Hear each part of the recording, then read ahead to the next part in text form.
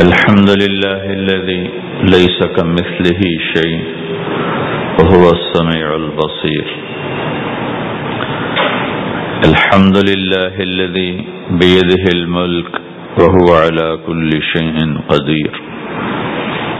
الحمد لله الذي لا نحصي ثناء عليه وهو كما أثنى على نفسه. وأشهد أن لا إله إلا الله وحده لا شريك له، وأشهد أن سيدنا ومولانا محمدا عبده ورسوله. أما بعد، فأعوذ بالله من الشيطان الرجيم. بسم الله الرحمن الرحيم. واعتصموا بحبل الله جميعا ولا تفرقوا واذكروا نعمة الله عليكم إذ كنتم أعداء فألف بين قلوبكم فأصبحتم بنعمته إخوانا. وقال النبي صلى الله تعالى عليه وسلم: المسلم أخو المسلم لا يخذله لا يظلمه بحسب امرئ من الشر أن يحقر أخاه المسلم. وقال النبي صلى الله تعالى عليه وسلم: إنما بعثت لأتمم مكارم الأخلاق، أو كما قال.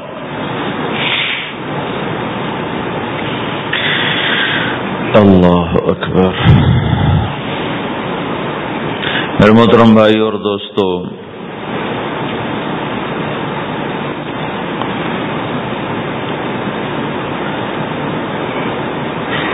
اسلام ایک زندگی گزارنے کا طریقہ ہے. صرف چند عبادات کا نام اسلام نہیں، یہ پوری ایک زندگی ہے.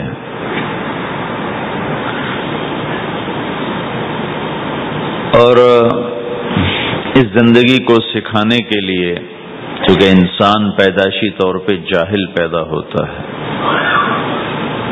اسے کچھ نہیں آتا، اسے سیکھنا پڑتا ہے. اور جو سیکھتا ہے باہر سے سیکھتا ہے، سیکھا سکھایا نہیں پیدا ہوتا. کسی بچے کو آپ جنگل میں چھوڑ دو اور کوئی اس سے ملے نہیں تو وہ گونگا ہوگا، کچھ نہیں بول سکے گا.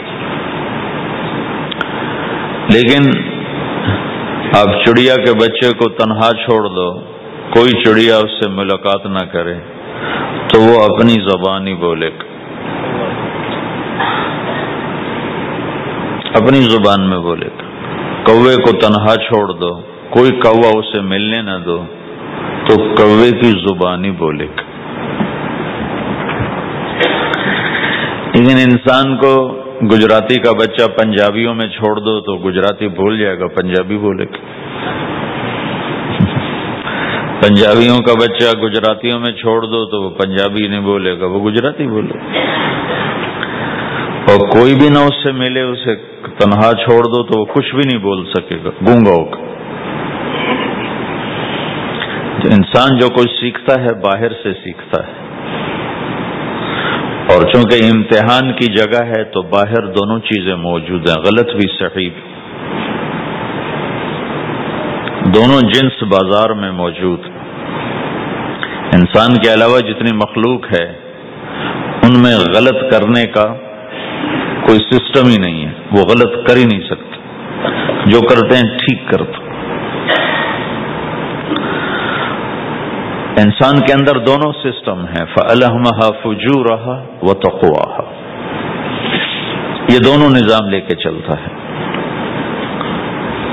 اسلام کو سیکھنا پڑتا ہے. اور اسلام کے لیے جو سب سے بڑا سرمایہ ہے، جیسے آپ بازار میں جاتے ہو، دکان کھولتے ہو، پھیری لگاتے ہو، تو اس کے لیے پیسہ چاہیے، ڈالر چاہیے. ڈالر کے بغیر آپ کاروبار نہیں کر سکتے. اسلام کے لیے ایمان چاہیے، ایمان کے بغیر اسلام پہ چلا نہیں جاتا. جانتا ہوگا چل نہیں سکے گا. ایمان وہ طاقت ہے، وہ سرمایہ ہے، وہ کیپٹل ہے جس سے کوئی مرد عورت وہ دین پہ چل سکتا ہے۔ یہ زیادہ ہوگا تو زیادہ چلے گا، تھوڑا ہوگا تو تھوڑا چلے گا، نہیں ہوگا تو صفر ہوگا، زیرو ہوگا۔ تبلیغ کا جو یہ کام اللہ تعالیٰ نے ہمیں دیا ہے، یہ ایمان کو سیکھنے کی اور اس کو آگے پہنچانے اور پھیلانے کی محنت ہے۔ ایمان سیکھنے کے لیے فمن شاء اتخذ الی ربہ سبیلا، کوئی ایک طریقہ نہیں ہے، کئی طریقے ہیں۔ اللہ نے سبیل کے اوپر الف لام نہیں لگایا، الف لام ہٹا کر یہ بتایا ہے کہ اللہ تک پہنچنے کے راستے کئی ہیں، محنت کے راستہ تو ایک ہے اسلام، اس پر آنے کی جو محنت ہے اس کے راستے مختلف ہیں۔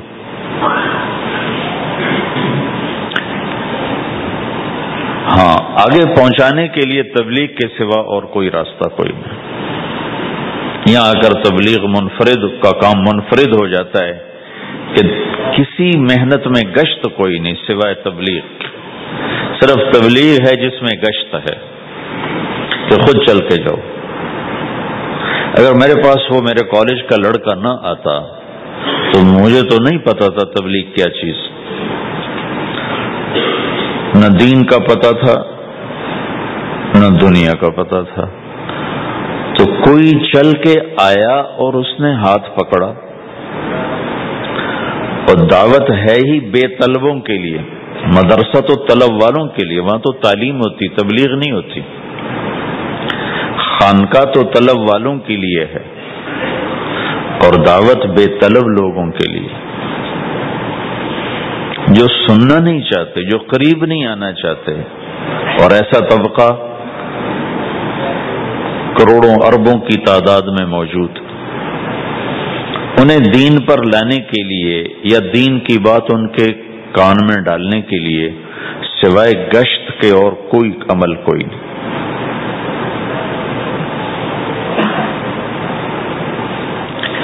میں پشاور گیا تو جماعت میں انہوں نے کہا جی یہاں ایک وکیل صاحب ہیں، تبلیغ والوں کو بہت گالیاں دیتے ہیں، شکل دیکھتے ہی گالیاں دینا شروع کرتے ہیں۔ آپ کے علاقے کے؟ آپ کے علاقے کے؟ میں کہا اچھا ملاؤ۔ پشاور میں رہتا تھا، وکالت کرتا تھا، میرے علاقے کا میاں چنو ایک چھوٹا سا ٹاؤن ہے وہاں کا تھا، میں اس کے قریب تلمبا ایک چھوٹا سا ٹاؤن ہے، میں وہاں۔ تو جب ہم ان کے دروازے پر گئے اور نوک کیا تو دروازہ کھلتے ہی انہوں نے وہی کام شروع کر دیا، دیکھتے ہیں۔ اور کہا میں نے تمہیں کتنی دفعہ کہا ہے، وہ جو مقامی، کہ تبلیغ والوں کو میرے دروازے پر مت لایا کرو۔ تو اب بتاؤ، میں اگر یہ تبلیغ کے رگڑے نہ لگے ہوتے تو میں تو دو تھپڑ اس کے منہ پہ مارتا، یا مفتی صاحب کی طرح فتویٰ سناتا، تو اسلام سے خارج ہو گیا ہے، توبہ کر۔ میں نے اس سے کہا بھائی میں تو تبلیغی بن کے آپ کے پاس نہیں آیا، میں تو اس لیے آیا ہوں کہ مجھے پتہ چلا کہ آپ میاں چنو کے ہیں اور میں تو لمبے کا ہوں، تو میں تو اس لیے آپ کو ملنے آیا ہوں۔ تو ایسے ہوا، اچھا آپ تو لمبے کے ہو؟ میں نے کہا تو لمبے کا ہوں۔ کہو اچھا اچھا اچھا، بڑی مہربانی، فرمائیے۔ میں نے کہا فرمائیے ایسے تو نہیں ہوگا، گھر بٹھاؤ پھر فرمائیے ہوگا۔ تو اس نے دروازہ کھولا، ہمیں بٹھایا، میں نے کوئی تبلیغ کی بات نہیں کی، چائے وائے پلائی۔ تو میرے والد صاحب اپنے علاقے کے مشہور آدمی تھے، تو جب میں نے اپنا تعارف کرایا تو وہ اور خوش ہو گیا، کہا تو آپ کے باپ کا الیکشن تو میں نے لڑا ہے، ان کے لیے ووٹ مانگنا۔ تو ایسا خوش ہو گیا، کھل گیا، چائے پلائی، بات چیت ہوتی رہی۔ تو اٹھتے ہوئے میں نے کہا فلاں مسجد میں ہماری جماعت آئی ہوئی، میں نے کہا چلو آپ کو بتا دوں۔ مغرب کے بیان میں وہ آیا ہوا تھا۔ پھر جتنے دن میں وہاں رہا وہ آتا رہا، میں واپس چلا گیا۔ اس میں کئی سال گزر گئے۔ لاہور کیولری گراؤنڈ ایک مشہور جگہ، وہاں میرا بیان تھا. جو کرکٹر آئے ہوئے تھے، ان کو ہم نیا سعید انور، انضمام، مشتاق، ان کو ہم قریب کر رہے تھے. اس وقت نئے نئے ان کو قریب کر رہے تھے، تو یہ لوگ آئے ہوئے تھے. تو بیان کے بعد ان کو لے کر ہم ایک کمرے میں بیٹھے. اس کمرے کی دیوار شیشے کی تھی، تو لوگ اندر آنے کی کوشش کر رہے تھے، تو ان پہرے والے ان کو روک رہے تھے. تو اس میں سے ایک آدمی منہ اوپر کر کے میری طرف سے اشارہ کرے. تو میں نے دیکھا تو ایک آدمی کی بڑی داڑھی، اور وہ مجھے ایسے ایسے اشارہ کر رہا ہے. میں نے نہیں پہچانا. تھوڑی دیر کے بعد میں نے غور سے دیکھا تو وہ وہی وکیل صاحب پشاور والے. تو میں وہ ان کو اندر بلاؤ، اندر بلاؤ. وہ اندر آئے تو میں اٹھ کے ملا. کہنے لگے یہ دیکھو، یہ تمہارا ایک گشت. میرا وقت بھی لگ چکا ہے، بدن میں چلہ لگا ہے یا 3 چلے لگے ہیں. تو جو دیکھو نا، آپ میں سے کئی لوگ پھیری لگاتے ہیں، جس کو گجرات پھیری لگاتا ہوں. پھیری میں پہلے سمجھا ہی نہیں. پھیری تو کہتے ہیں چھوٹے جہاز کو جو سمندر میں چلتا ہے. میں سمجھ یہ پھیری لگاتے ہیں، پھیری. اور وہ تو گجراتی میں پھیری کہتے ہیں پھیری کو. تو پہلے تو میں چکر کھاتا رہا کہ یہ کیا ہے پھیری. پھیری تو چھوٹے جہاز کو کہتے ہیں، چھوٹا بحری جہاز. تو پھر بعد میں کسی نے کہا کہ یہ چل پھر کے سودا بھیجا. اچھا پھیری کو پھیری کہتے ہیں. تم خدا کو خدا کر دیتے ہو. خدا کا شکر. ایک تو خدا لفظ ہی میں نے پہلے کہا تھا، بولنے کا نہیں ہے. ایک اس کو خدا کو خدا کر دیتے ہو، خدا کی قسم. تو تم پھیری لگاتے لگاتے گاہک بنا لیتے ہو، نہیں بناتے ہو؟ پھیری لگاتے لگاتے تم اپنے گاہک بنا لیتے ہو. یہی تبلیغ کا کام ہے کہ پھیری لگاؤ، لوگوں کے در کھٹکھٹاؤ. کوئی لے گا کوئی نہیں لے گا. جو آپ لوگ پھیری لگاتے تو سارے آپ سے سودا لیتے ہیں؟ نہیں لیتے. کوئی لیتا ہے کوئی نہیں لیتا. لیکن آپ جاتے رہتے ہو، جاتے رہتے ہو، جاتے رہتے ہو، جاتے رہتے ہو. آہستہ آہستہ آپ اپنا اتنا کام کر لیتے ہو کہ آپ کی روٹی چل جاتی. تو سارے نبیوں نے پھیرا لگایا. کوئی نبی گھر نہیں بیٹھا کہ میرے پاس کوئی آئے گا تو اسے سکھاؤں گا. ہر نبی نے پھیرا لگایا. اور داؤد علیہ السلام نے ایک دفعہ یہ کیا، ایک بڑا عبادت خانہ بنایا اور اس کی دیواریں اونچی کر دی، اتنی اونچی کہ اندر کوئی جا نہ سکے. اور یہ طے کیا کہ ہفتے میں ایک دن میں کسی سے نہیں ملوں گا، صرف اللہ اللہ کروں گا. ہفتے میں ایک دن. تو وہ پہلا دن تھا، اندر سے تالا لگا دیا اور خود اندر بیٹھ گئے. اور پہلا دن ہے کہ میں آج کسی سے نہیں ملوں گا. تو میرے رب کو یہ بات پسند نہیں آئی کہ نبی کا کام کٹ کے بیٹھنا نہیں ہے، لوگوں میں جانا ہے. تو اللہ تعالیٰ نے انسانی شکل میں 2 فرشتے اندر اتار دیے. اذ تصور المحراب ففزع منهم قال لا تخف خصمان بغى بعضنا على بعض فاحكم بيننا. کہا جی حضرت ہمارا جھگڑا ہو گیا ہے، ہم آپ سے فیصلہ کروانے آئے. تو داؤد علیہ السلام ڈر گئے کہ دروازہ بند ہے، یہ آئے کہاں سے؟ دیوار اتنی اونچی ہے کہ اس کے اوپر سے چھلانگ لگا کے بھی اندر نہیں آ سکتے. تو یہ کون ہے، آئی کہاں سے؟ دروازے کو دیکھیں تالا لگا ہوا ہے، دیوار کو دیکھیں اتنی اونچی ہے، تو کون چھلانگ لگا کے اندر آئے گا؟ تو ڈر گئے. تو کہنے لگے جی آپ ڈرے نہیں، ہمارا جھگڑا ہو گیا. کہ کیا جھگڑا ہے؟ کیا جھگڑا ہے؟ کہ هذا اخی له 99 نعجة ولی نعجة واحدة فقال اکفلنیها وعزنی فی الخطاب.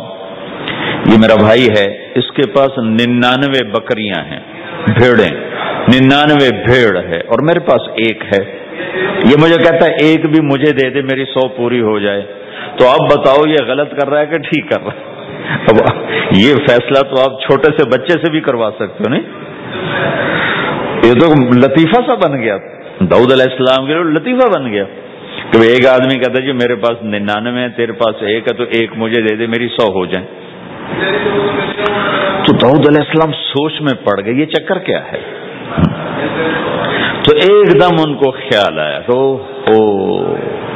جیسے میرے رب نے مجھے پیغام بھیجا ہے کہ داؤد تجھے بندوں کو دعوت دینے کے لیے بھیجا ہے، مصلی پر بیٹھنے کے لیے نہیں بھیجا۔ ہاں مصلی پر بیٹھنا ہے، اس کے لیے رات ہے۔ قم اللیل الا قلیلا نصفہ او انقص منہ قلیلا او زد علیہ ورتل القرآن ترتیلا، چل ومن اللیل فتہجد بہ نافلۃ لک عسى ان یبعثک ربک مقاما محمودا، رات ہے آ جاؤ۔ ان ناشئۃ اللیل ہی اشد وطئا واقوم قیلا، آجا آجا، رات بڑی مزے کی چیز ہے، تو اور میں تنہا۔ فاذا فرغت فانصب والى ربک فرغب، آ جاؤ۔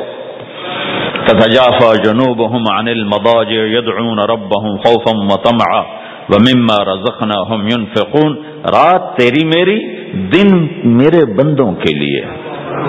نہیں بیٹھ سکتا، تسبیح پکڑ کے نہیں بیٹھ سکتے ہو۔ تو اس پر داؤد علیہ السلام سجدے میں گرے، آیت سجدہ ہے اس لیے میں نہیں پڑھتا ہوں، سجدے میں گرے اور کہا یا اللہ معافی کر، یا اللہ معاف کر دے، یا اللہ معاف کر دے، میں نے دروازے بند کر لیے، حالانکہ میں یہ میرے منصب کے خلاف تھا، اس پر اللہ سے معافی مانگی۔ تو چل کے جانا نبیوں کی صفت ہے، یہی ہماری صفت۔ اس امت کو یہ کام دیا گیا کہ یہ اوروں کے پاس جا کے اپنا سودا پیش کر، اپنوں کو بھی سنبھالے اور غیروں تک بھی پہنچے۔ نہیں سنتے پھر جاؤ، نہیں سنتے پھر جاؤ، کیونکہ دلوں کا پھیرنا اللہ کے ہاتھ میں ہے، تیرے ذمہ آواز لگانا ہے۔ اللہ تعالیٰ نے تقسیم کر دی، قم اللیل الا قلیلا، رات اللہ کے پاس آ جا۔ دن میں کیا کر، ان لک فی النہار سبحا طویلا، تیرا دن میں کام بہت زیادہ ہے، سبحا طویلا۔ دعوت کے کام کو تیرنے سے تشبیہ دی ہے، سبح تیرنے کو کہتے۔ اللہ کے نبی کا ایک گھوڑا تھا جس کا نام تھا سبحہ، میں نے بتایا تھا پہلے دن، وہ اتنا تیز چلتا تھا جیسے تیر رہی ہو، اس لیے اللہ کے نبی نے خود اس کا نام سبحہ رکھا تھا، تیرنے والا۔ تو تبلیغ کے کام کو تیرنے سے تشبیہ دی کہ آپ نے لمبا تیرنا ہے، اور مکے میں تو پانی کوئی نہیں، تو کہاں تیرنا ہے؟ سارے مکے میں پانی کا قطرہ کوئی نہیں، زمزم کے کنویں کے سوا، تو تیرنا کہاں ہے؟ یہ اس دعوت کے کام کی بڑی خوبصورت تصویر ہے، سبحا طویلا۔ حالانکہ اللہ فرماتا ہے ان لک فی النہار شغلا طویلا عملا عظیما جہدا طویلا، لیکن سبحا طویلا۔ جو آدمی چل رہا ہوتا ہے اگر وہ بیٹھ جائے تو کوئی نقصان تو کوئی نہیں، گاڑی چلا رہا ہے کہیں گاڑی روک لے تو کوئی نقصان تو کوئی نہیں، تھوڑی دیر سے پہنچ جائے گا۔ کہیں گاڑی کھڑی کر کے کافی پینے لگ گیا تو کوئی مسئلہ تو کوئی نہیں ہے، آدھا گھنٹہ دیر سے گھر پہنچ جائے گا۔ تیرنے والا پانی میں اتر گیا، ابھی یہ رک سکتا ہے؟ کیوں بھائی؟ اگر یہ کافی پینے کا ارادہ کرے تو کہاں جائے گا؟ تو مچھلی کے پیٹ میں جائے گا۔ پانی میں اترنے کے بعد اختیار ختم ہے، اب تیرنا ہے۔ کہاں تک؟ دوسرا کنارہ جب تک ہاتھ میں نہیں آتا تیرنا ہے، سبحا طویلا، جب تک آخرت کا کنارہ ہاتھ میں نہیں آتا۔ اے میرے نبی تجھے دعوت کا کام کرتے ہی رہنا ہے، کرتے ہی رہنا ہے، کرتے ہی رہنا ہے، تیری چھٹی کوئی نہیں۔ سبحا میں یہ اشارہ تھا کہ چھٹی کوئی نہیں، یہ موت تک کا کام ہے۔ وَاعْبُدْ رَبَّكَ حَتَّى يَأْتِيَكَ الْيَقِينُ۔ جب یہ آیت اتری یا ایھا المدثر قم فانذر وربک فکبر، اے میرے محبوب اٹھ جا، اٹھ جا، میرا پیغام سنا، تو لیٹا ہوا ہے۔ تو اس پر آپ نے کہا خدیجہ انقطع ایام النوم والراحہ، میرے آرام کے دن چلے گئے، میرے سونے کے دن چلے گئے، میرے رب نے مجھے کہا ہے اٹھ جا اور میرا پیغام سنا۔ تو اس وقت تو کوئی جاننے والا نہیں تھا، تو پہلے آپ چپ کے بات فرما رہے تھے، پھر اللہ نے کہا کھل کے کہہ، تو پھر آپ نے کہا میں خدیجہ میں کس کو کہوں، میری کون سنے گا؟ من ادعو من یستجیب، تو حضرت خدیجہ نے عرض کی یا رسول اللہ آپ دعوت دینے میں پہل کریں، میں لبیک کہنے میں پہل کرتی ہوں۔ تو بھائیو دعوت ہمارا سرمایہ ہے، دعوت سے ایمان بنتا ہے، ایمان سے عمل بنتا ہے۔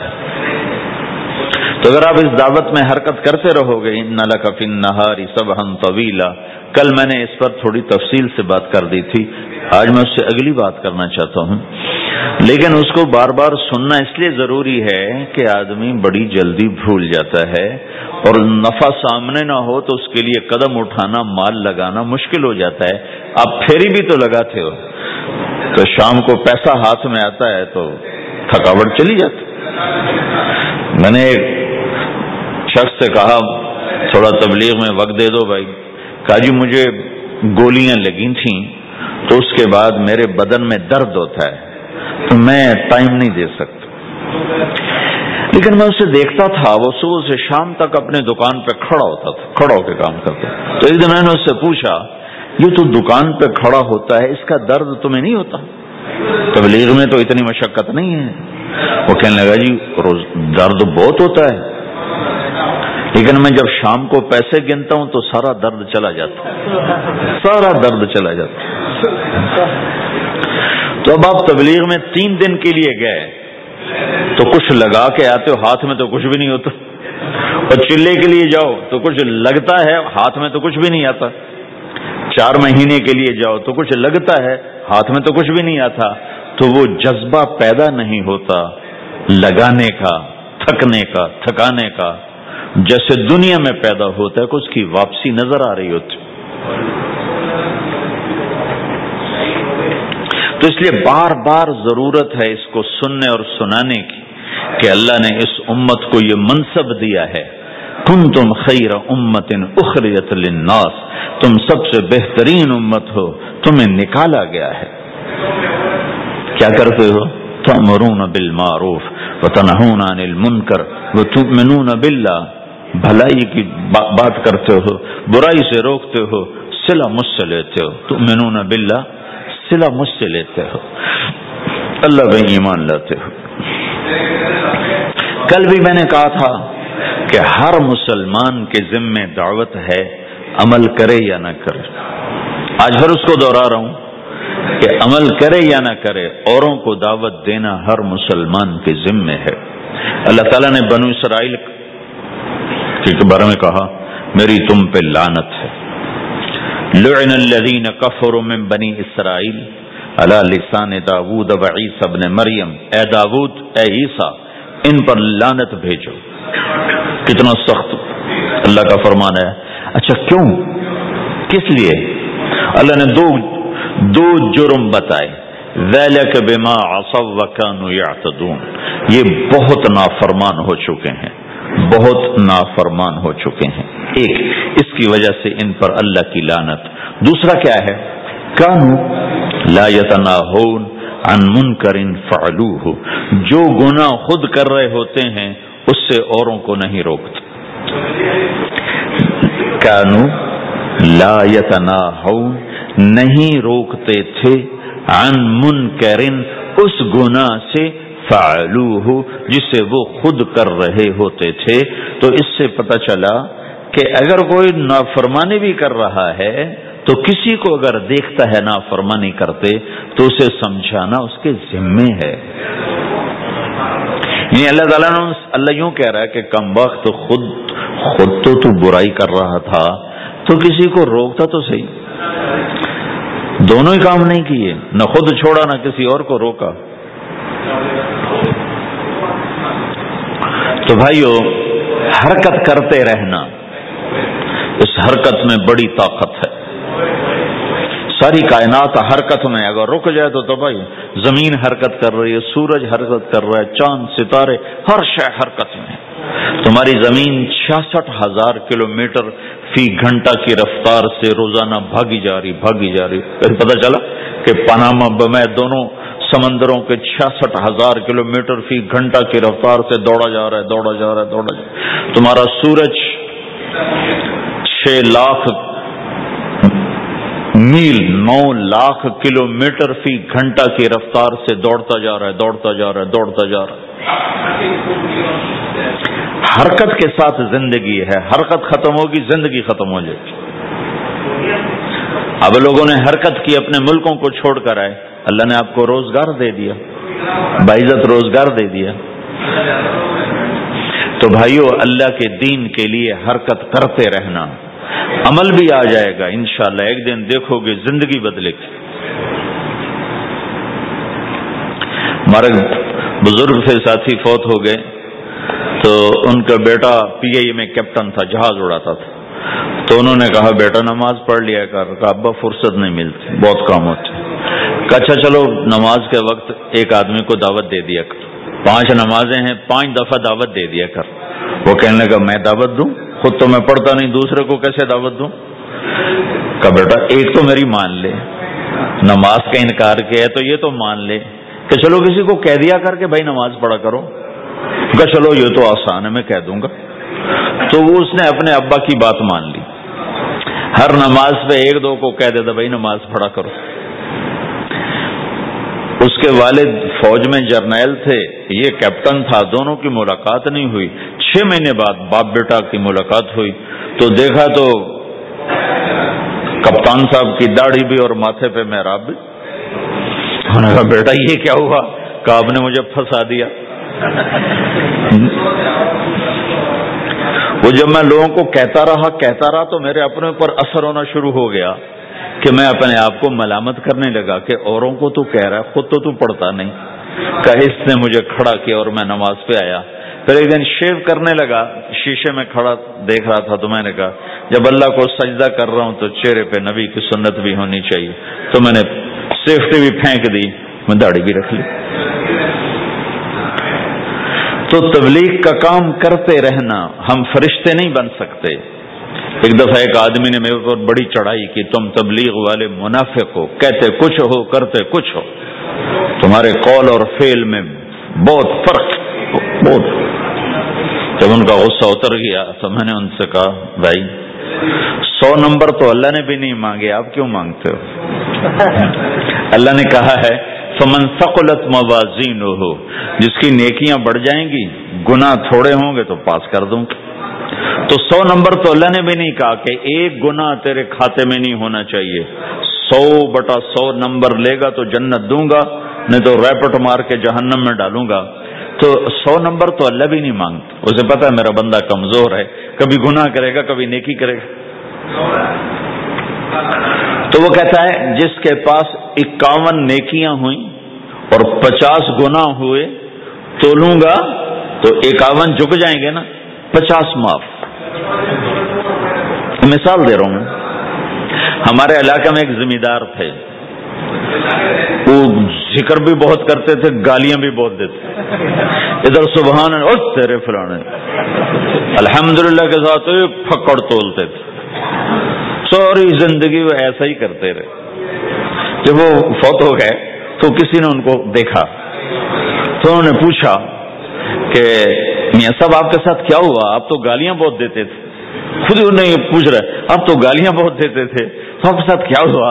कि अल्लाह ताला ने मेरे जिक्र और मेरी गालियों को तोला, तो मेरा जिक्र बढ़ गया तो मेरी बख्शिश हो गई।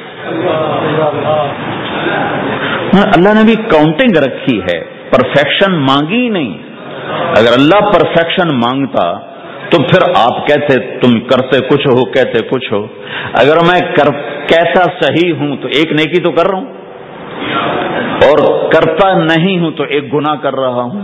क्या पता मेरा रब मेरे कहने के तो फैल मेरे ना करने को माफ कर दे। बस एक सूरत में है काम खतरनाक कि अगर मैं इस कहने सुनने को अपनी दुनिया बनाने का जरिया बना लूं, फिर खतरनाक है। अतअमुरून अन्नास बिलबिर्रि व तंसौना अनफुसकुम व अंतुम ततलूनल किताब, वो ये आयत। लेकिन अगर मेरे अंदर इखलास है तो फिर मैं इंसान हूं, कभी अच्छा करूंगा कभी बुरा करूंगा, लेकिन मेरे ज़िम्मे सदा लगाना है। तो भाइयों, इस तबलीग के काम को करते रहना, करते रहना, इससे ईमान बनता है। ईमान से दीन वजूद में आता है। दीन के 2 हिस्से हैं, एक इबादत है جس میں نماز سب سے اہم ہے. پھیری پہ ہو گھر پہ ہو نماز نہ چھوڑو. رمضان کے روزے ہیں، اللہ پھر رزق زیادہ دے دے، حج کرو، زکوٰۃ دو، لیکن عبادات بڑی محدود ہیں اور اس میں کثرت اللہ نے مطالبہ بھی نہیں کیا، بلکہ اللہ تعالیٰ نے اس میں اعتدال ہی کو پسند فرمایا ہے. اللہ تعالیٰ نے ہمارے نبی لمبی لمبی نمازیں پڑھتے تھے تو اللہ تعالیٰ نے روک دیا کہ ما انزلنا علیک القرآن لتشقی، میرے نبی میں نے تمہیں قرآن اس لیے نہیں دیا کہ تو لمبی لمبی نمازیں پڑھ کے تھکتا رہے، درمیان نہ چل. اللہ کے نبی نے تبلیغ میں زیادہ زور دکھایا تو اللہ نے اس پر بھی کہا فلا تذهب نفسك عليهم حسرات، اتنا غم نہ کیا کر کے تو خود ہی ہلاک ہو جائے، نہیں ایسا نہ کر. تو عبادات محدود ہیں اور اس میں اعتدال مطلوب ہے. سارا دن مصلی پہ بیٹھنا یہ اللہ نہیں دیکھنا چاہتا. اللہ یہ دیکھنا چاہتا ہے کہ تو باہر جاتا کہ میں دیکھوں کہ اب تو کیا کرتا ہے.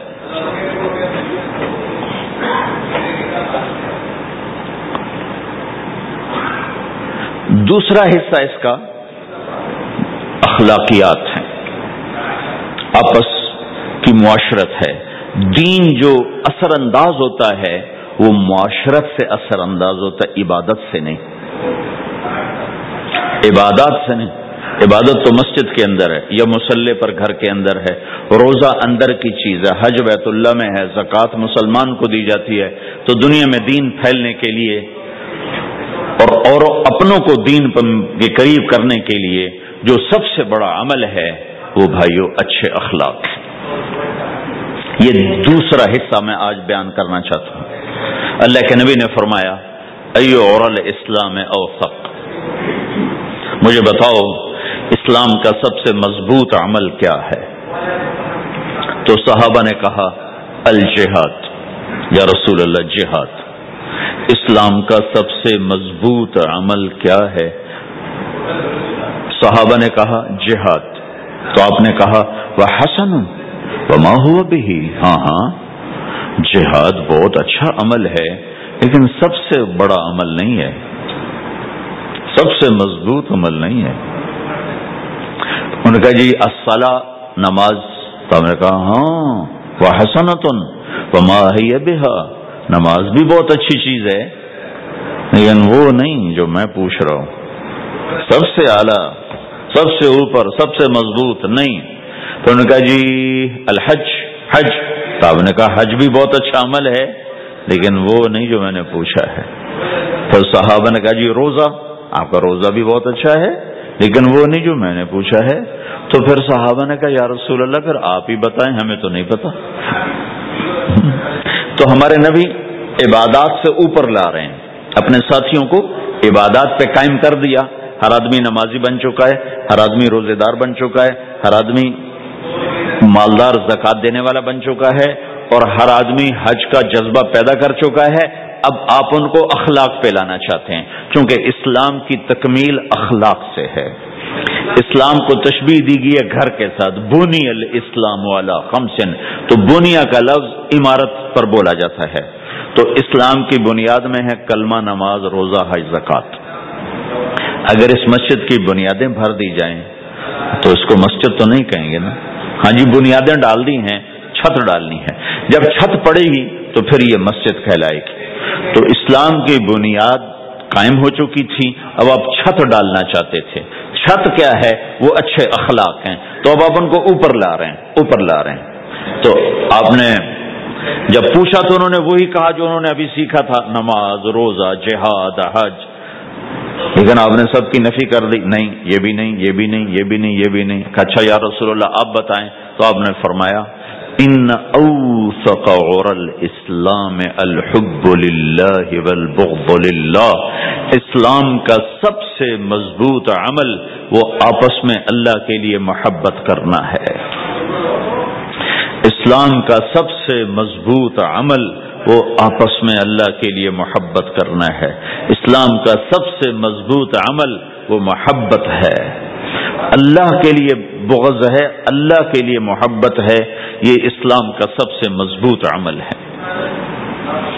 تو بھائیو یہ چھوٹا سا معاشرہ اسلامی بن جائے، اس کے لیے بنیاد میں نے پہلے بتا دی، اب چھت بتا رہا ہوں، وہ ہیں اچھے اخلاق۔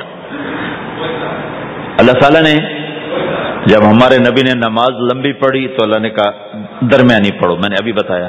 تبلیغ میں دکھ زیادہ جھیلا تو اللہ نے کہا درمیانہ چلو۔ لیکن جب اللہ کے نبی نے اخلاق بلند کیے، اخلاق، تو اس پر بھی اللہ تعالیٰ فرماتا میرے نبی ذرا اتنا نرم نہ ہو، تھوڑا سا سختی دکھا، آنکھیں دکھا، تھوڑا شوں شاں کر ہے۔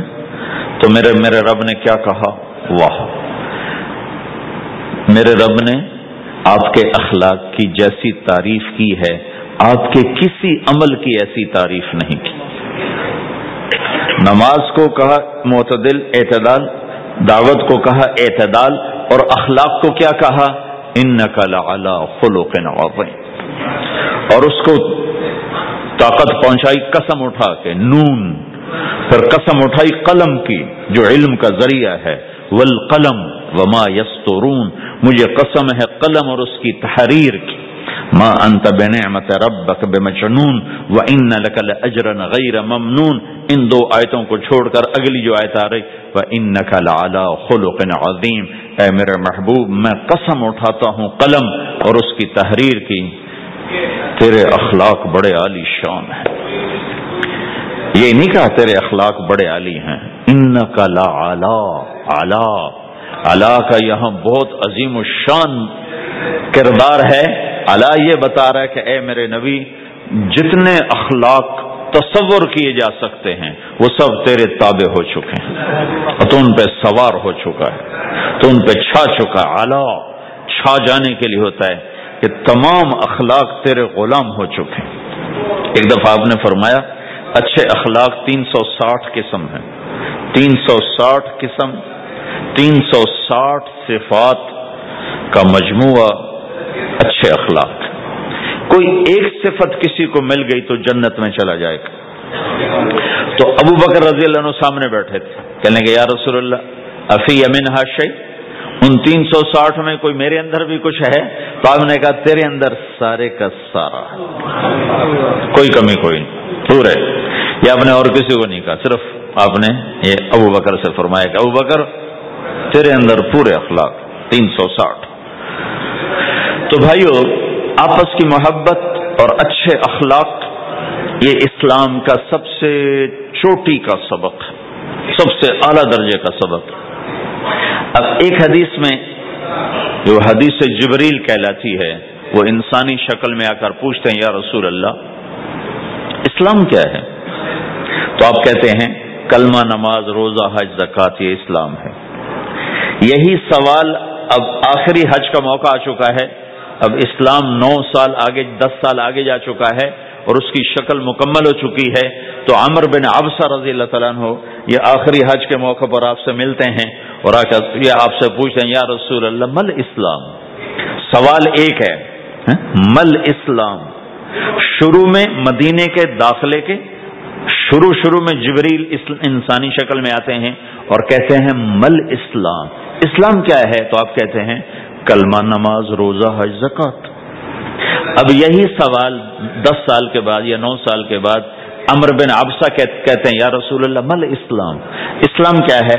تو اب جواب سنو، آپ نے فرمایا اطعام الطعام وطیب الکلام، میٹھا بول بولنا اور کھانا کھلانا۔ کسی سے میٹھا بول بولنا کتنا عظیم ہے میرے نبی کی، میرے اللہ کی بارگاہ میں، کہ آپ نے فرمایا ابتسامک فی وجہ اخیک صدقہ، تو اگر کسی مسلمان کو ہنس کے مل لے تو یہ بھی تیرے لیے صدقے کا ثواب ہے، صدقہ لکھا جائے گا۔ جبریل کہتے ہیں یا رسول اللہ مل ایمان؟ ایمان کیا ہے؟ تو آپ فرماتے ہیں اللہ کو ماننا، فرشتوں کو ماننا، نبیوں کو ماننا، کتابوں کو ماننا، تقدیر کو ماننا، موت کے بعد کی زندگی کا اقرار کرنا۔ ان تؤمن باللہ وملائکتہ وکتبہ ورسلہ وبالبعث بعد الموت، یہ ہے ابتدائی جواب۔ اب یہی سوال عمر بن عبسہ کرتے ہیں 9 سال کے بعد، یا رسول اللہ مل ایمان؟ ایمان کیا ہے؟ تو آپ نے فرمایا الصبر والسماحہ، صبر کرنا، معاف کرنا. سوال ایک ہے، جواب دو ہیں. کیوں؟ کہ جگہ اور نوعیت بدل چکی ہے. ابتدائے اسلام ہے تو عبادات بتائی جا رہی ہیں، انتہائی اسلام ہے تو اخلاق بتائے جا رہے ہیں. کہ اے عمر، ایمان کیا ہے؟ صبر کرنا، معاف کرنا. صبر کرنا، معاف کرنا. تو بھائیو، جو ہمارا معاشرہ بنے گا اسلامی، گھر میں باہر، وہ بنے گا اچھے اخلاق سے، عبادت سے نہیں، علم سے نہیں، تبلیغ سے نہیں. وہ بنے گا اچھے اخلاق سے، میٹھے بول بولنے سے، درگزر کرنے سے، معاف کرنے سے، سہ جانے سے، اور بازار میں سچائی. بازار میں میٹھا بول نہیں، وہ تو ہر تاجر مسکرا کے ملتا ہے. ہاں، وہ تو کاروبار ہے مسکرانا. سچا بول. الصدق ینجی والکذب یہلک، میرے نبی نے فرمایا سچ نجات دیتا ہے اور جھوٹ ہلاک کر دیتا ہے. تو بازار کے اخلاق ہیں صحیح بولنا، صحیح تولنا، دھوکہ نہ دینا. میرے نبی سے پوچھا گیا، یا رسول اللہ، مسلمان بزدل ہو سکتا ہے، ڈرپوک؟ آپ نے کہا ہو سکتا ہے. کہ یا رسول اللہ، مسلمان بخیل ہو سکتا ہے، بخیل کنجوس؟ آپ نے کہا ہو سکتا ہے. کہ یا رسول اللہ، مسلمان جھوٹ بول سکتا ہے؟ آپ نے کہا جھوٹ نہیں بول سکتا. آپ نے فرمایا میں اپنے امت میں ہر عیب کی توقع رکھتا ہوں کہ میرا امتی ہر گناہ کر سکتا ہے، لیکن دو کام نہیں کر سکے گا اگر وہ میرا امتی ہے. ایک جھوٹ کبھی نہیں بولے گا، ایک دھوکہ کبھی نہیں دے گا.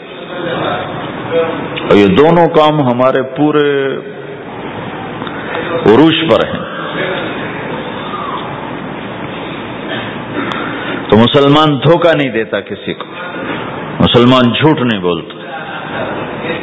تو اللہ کے نبی نے یہ نہیں فرمایا جو نماز نہیں پڑھتا وہ مجھ سے نہیں ہے، میری امت میں سے نہیں. جو روزہ نہیں رکھتا میری امت میں سے نہیں ہے.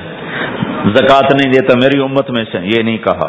آپ نے کہا من غش فلیس منا، جس نے کسی کو دھوکہ دیا وہ میری امت میں سے نہیں ہے، میری امت سے خارج.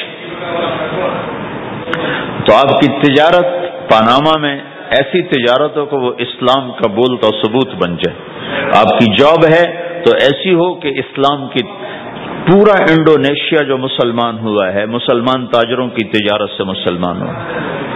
ملائیشیا، انڈونیشیا، فلپائن، ان علاقوں میں جتنا اسلام پھیلا ہے یہ تاجروں کی محنت سے پھیلا ہے. کہاں کے تاجر؟ یمن کے عرب تاجر. ان کے عالی اخلاق، ان کا سچا بول، ان کا صحیح ترازو، اس نے لوگوں کے قلوب کو پھیر دیا کہ یہ پیسے کا غلام نہیں ہے. تو ہماری تجارت اس لیے نہیں کہ ہم پیسہ بنائیں، ہماری تجارت اس لیے کہ ہم تجارت میں اللہ کے احکام زندہ کریں، جس میں سب سے بڑا حکم سچ بولنا ہے اور دھوکے سے بچنا ہے، اور غلط کاروبار سے، غلط کام سے بچنا ہے. صرف ہم پیسہ نہیں کماتے، ہم اللہ کا امر دیکھتے ہیں کہ اگر میرے اللہ کے حکم کے مطابق ہے تو ٹھیک، اگر اس کے مطابق ہم چھوڑ دیں تو بھائیو اپنی پہچان کرواؤ سچائی کے ساتھ، دیانت کے ساتھ، دھوکے سے بچتے ہوئے. ایک تاجر مجھے بڑے فخر سے بتا رہا، فیصلہ آباد کی بات، کہ میں صبح صبح قرآن پڑھ رہا تھا، دکان پہ بیٹھا ہوا، کپڑے کا تاجر. تو ایک گاہک آ گیا، کہا جی آپ قرآن پڑھ رہے ہو، بھلے آدمی لگتے ہو، تو میں نے بیٹی کے جہیز کے لیے کپڑا خریدنا ہے، تو میں نے کہا آپ سے خرید لیتا ہوں. تو وہ پھر ہنس کے کہنا جی میں نے 16 روپے میٹر والا کپڑا 48 روپے میٹر میں بیچ دیا. میں نے کہا واہ بھائی واہ، قرآن کی قیمت بڑی تھوڑی لگائی تو.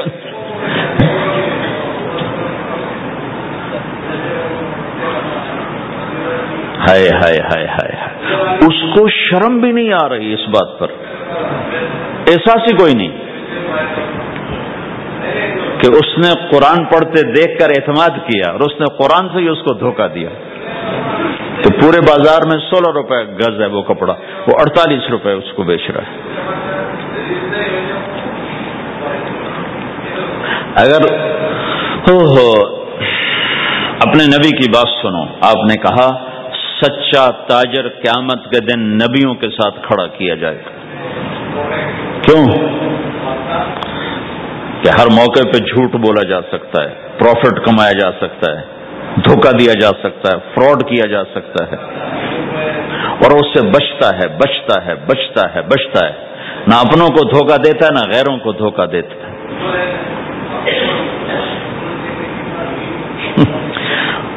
جب انگریز کا دور تھا تو وہ ایک دلی میں ایک جیب کترا تھا، جیب کاٹنے والا، تو وہ یہ سکھایا کرتا تھا لڑکوں کو، پھر ان کو بھیجتا تھا۔ تو اس کا ایک چیلا شام کو صرف 2 روپے لے کر آیا، 2 روپے لے کر، تو اس نے کہا بے وقوف، آج سارا دن کی کمائی 2 روپے؟ کہ استاد آج بہت بڑا مال مارا تھا،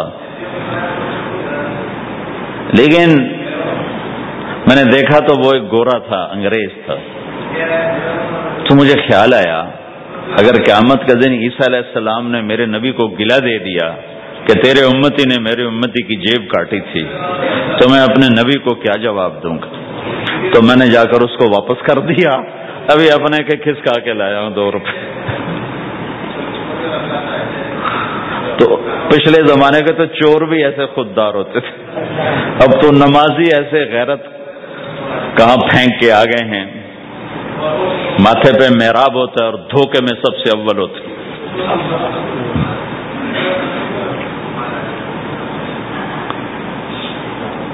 تو ہمارا اسلام صرف اس مسجد کی 4 دیواری میں نہیں ہے، ہمارا اسلام تو بارش کے قطروں کی طرح پھیلا ہوا ہے، آسمان کی بلندی ہے، آسمان کی وسعت ہے، جیسے اس سے زیادہ ہمارے دین کی وسعت ہے۔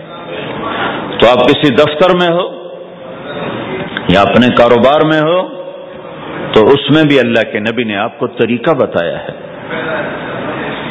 تو بازار کے اخلاق ہیں مسکرانا نہیں، بازار کے اخلاق ہیں سچ بولنا، صحیح دینا، صحیح تولنا، صحیح سودے کا عیب بتانا۔ عبد الرحمن بن عوف رضی اللہ تعالیٰ عنہ کے بارے میں، وہ پہلے 10 صحابہ میں آتے ہیں، پہلے 10 صحابہ۔ آپ نے کہا ابو بکر جنتی، عمر جنتی، عثمان جنتی، علی جنتی، طلحہ جنتی، زبیر جنتی، سعد جنتی، عبد الرحمن جنتی، ابو عبیدہ جنتی، سعید بن زید جنتی، اس میں ایک عبد الرحمن۔ جب ان کا انتقال ہوا تو انہوں نے 3 ارب 10 کروڑ 20 لاکھ دینار چھوڑے ترکہ۔ ہمیں تو بڑا بیوقوف بنایا گیا، کاغذ کو کرنسی بنا کے دے دیا۔ کاغذ کرنسی تو سونا ہوتا ہے جی، کرنسی تو سونے اور چاندی کو کہتے ہیں، کاغذ کے ٹکڑے کو تو کرنسی نہیں کہتے۔ اور اب کرنسی بھی لے کر وہ کارڈ پکڑا دیے، جیب بھی خالی، اب کرنسی بھی کاغذ بھی کوئی نہیں، خالی کارڈ۔ اس کو کیا کہتے ہیں کارڈ کو؟ Credit card, credit card. وہ ساری دنیا کو بیوقوف بنائے ہوئے، یا تو کاغذ پکڑائے ہوئے ہیں یا کارڈ کاغذ بھی اب واپس لے لیا، اب کارڈ پکڑا دیا۔ اور عبد الرحمن بن عوف نے جو پیسے چھوڑے وہ کاغذ نہیں تھے، کاغذ کی کیا حیثیت، پاکستان میں روز چھپ رہے ہیں، کاغذ کی کیا حیثیت۔ 3 ارب 10 کروڑ 20 لاکھ دینار سونے کے، اور ایک سکہ دینار اس وقت 4.5 ماشے کا ہوتا تھا۔ اب اس کو ملٹیپلائی کرو اور پورا پاناما خرید لیں گے اس پیسوں سے۔ اور وہ ٹاپ لسٹ کے 10 10 صحابہ میں سے ایک، وہ فرماتے تھے میری تجارت کا یہ اصول رہا کہ میں نے کبھی ادھار نہیں خریدا، نہ کبھی ادھار بیچا، نہ کبھی ادھار خریدا۔ جو خریدے بھی ادھار اور بیچے بھی ادھار، اسے نیند کہاں آئے گی؟ دینے والے دیتے نہیں، لینے والے سر پہ کھڑے ہوتے، انہیں نہ بیوی اچھی لگتی نہ بچے سے لگتی، وہ گھر میں بیٹھ کے بھی گھر میں نہیں ہوتے۔ تو آپ نے فرمایا نہ میں نے کبھی ادھار خریدا نہ کبھی ادھار بیچا۔ نقد خریدا نقد بیچا۔ دوسرا میرا اصول یہ رہا کہ میں نے کبھی سٹاک نہیں کیا، جب مجھے پروفٹ ملا میں نے فوراً بیچ دیا، انتظار نہیں کیا ایک ہفتے بعد بیچوں گا ریٹ بڑھ جائے گا۔ جس دن مجھے پروفٹ ملا، ایک پیسہ بھی ملا تو میں نے فوراً بیچ دیا۔ تیسرا اصول یہ تھا کہ میرے سودے میں کوئی کمی یا عیب ہوتا تو میں اسے چھپاتا نہیں تھا، ظاہر کرتا تھا اس میں یہ کمی ہے، بھائی لینا تو لے لو، نہیں لینا تو چھوڑ دو۔ ہماری تو تجارت بھی جنت کا راستہ ہے۔ مدینے کے لوگ ذمہ دارا کرتے تھے، مکہ کے لوگ تجارت کرتے تھے، ان کی زراعت اور تجارت دین کے پھیلنے کا ذریعہ بن گئے۔ عبد الرحمن بن عوف رضی اللہ عنہ کا مال اللہ کے دین کے کام آیا، عثمان رضی اللہ عنہ کا مال اللہ کے دین کے کام آیا۔ جنگ تبوک میں 10,000 آدمیوں کا سامان حضرت عثمان اکیلے نے دیا، 30,000 کا لشکر تھا تو 1/3 10,000 کا سارا سامان عثمان رضی اللہ عنہ نے اپنے گھر سے دیا، اور وہ پیسے دینار لا کے پیش کیے نا تو اللہ کے نبی وہ دینار لے کر یوں کر رہے تھے، ایسے ایسے اور کر رہے تھے، ما علی عثمان اللہ یعمل بعد عثمان، آج کے بعد تو کچھ نہ کر، جنت واجب ہو گئی تیرے کو۔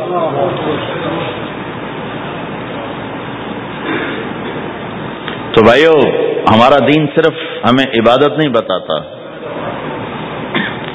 بازار کی زندگی بتاتا ہے کہ مسلمان بازار میں کیسے ہوتا ہے۔ کسی کے ہاں ملازم ہے تو اس کی نوکری کیسی ہوتی ہے، اس کی دیانت کیسی ہوتی ہے، اس کا بول کیسا ہوتا ہے۔ وہ پیسے پہ قربان نہیں ہوتا، وہ پیسے کو ایمان پہ قربان کرتا ہے۔ تو آپ کی تجارت بھی دین کے پھیلنے کا ذریعہ بنے گی۔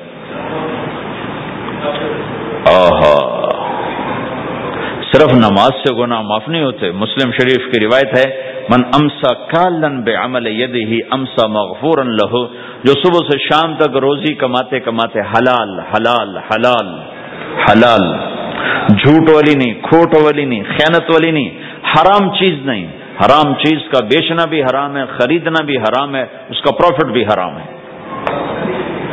جس گھر میں حرام پیسہ جائے گا وہاں سکھ کبھی نہیں آئے گا، چیزیں آ جائیں گی، چین نکل جائے گا۔ 1960 کی دہائی میں ایک پاکستان کا افسر تھا، اس نے 1960 میں لوگوں کے پاس 100 روپے مشکل سے ہوتے تھے، اس نے اس زمانے میں کروڑوں روپے جمع کیے رشوت سے، بہت بڑی پوسٹ پر تھے۔ جب وہ مر گیا، ایک دن اس کا بیٹا کہہ رہا تھا، کاش ہمارا باپ ہمارے لیے حرام اکٹھا نہ کرتا تو کوئی خوشی کا دن ہم بھی دیکھ لیتے۔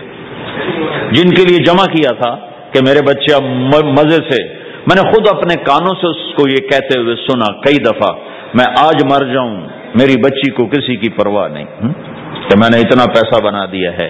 تو اسی کا بچہ یہ کہہ رہا تھا، کاش ہمارا باپ ہمارے لیے حرام اکٹھا نہ کرتا تو ہم بھی کوئی خوشی کا دن دیکھ لیتے۔ تو اللہ کے نبی نے فرمایا، من امسا کالن بعمل یدہ امسا مغفور لہ، جو صبح سے شام تک حلال کمانے میں تھکتا ہے اور تھک کے واپس آتا ہے تو اس کے اس دن کے سارے گناہ اللہ معاف فرما دیتے۔ تو ہمارا بازار بھی دین ہے بھائی، پھر ہمارا گھر بھی دین ہے، گھر کی زندگی دین ہے۔ میرے نبی نے گھر کی زندگی سمجھائی۔ آپ اپنے گھر میں جھاڑو دے رہے ہیں، قاب قوسین کا ٹائٹل لے کر، مقام محمود کا ٹائٹل لے کر، ختم نبوت کا تاج سر پہ سجا کر، نبیوں کی سرداری کا صحرا باندھ کر آپ گھر میں جھاڑو دے رہے ہیں، اپنے کپڑے خود دھو رہے ہیں۔ 9 بیویاں ہیں، 9 اپنے کپڑے خود دھو رہے ہیں، کوئی پھٹ گیا ہے خود سی رہے ہیں، جوتا پھٹ گیا خود ٹھیک کر رہے ہیں.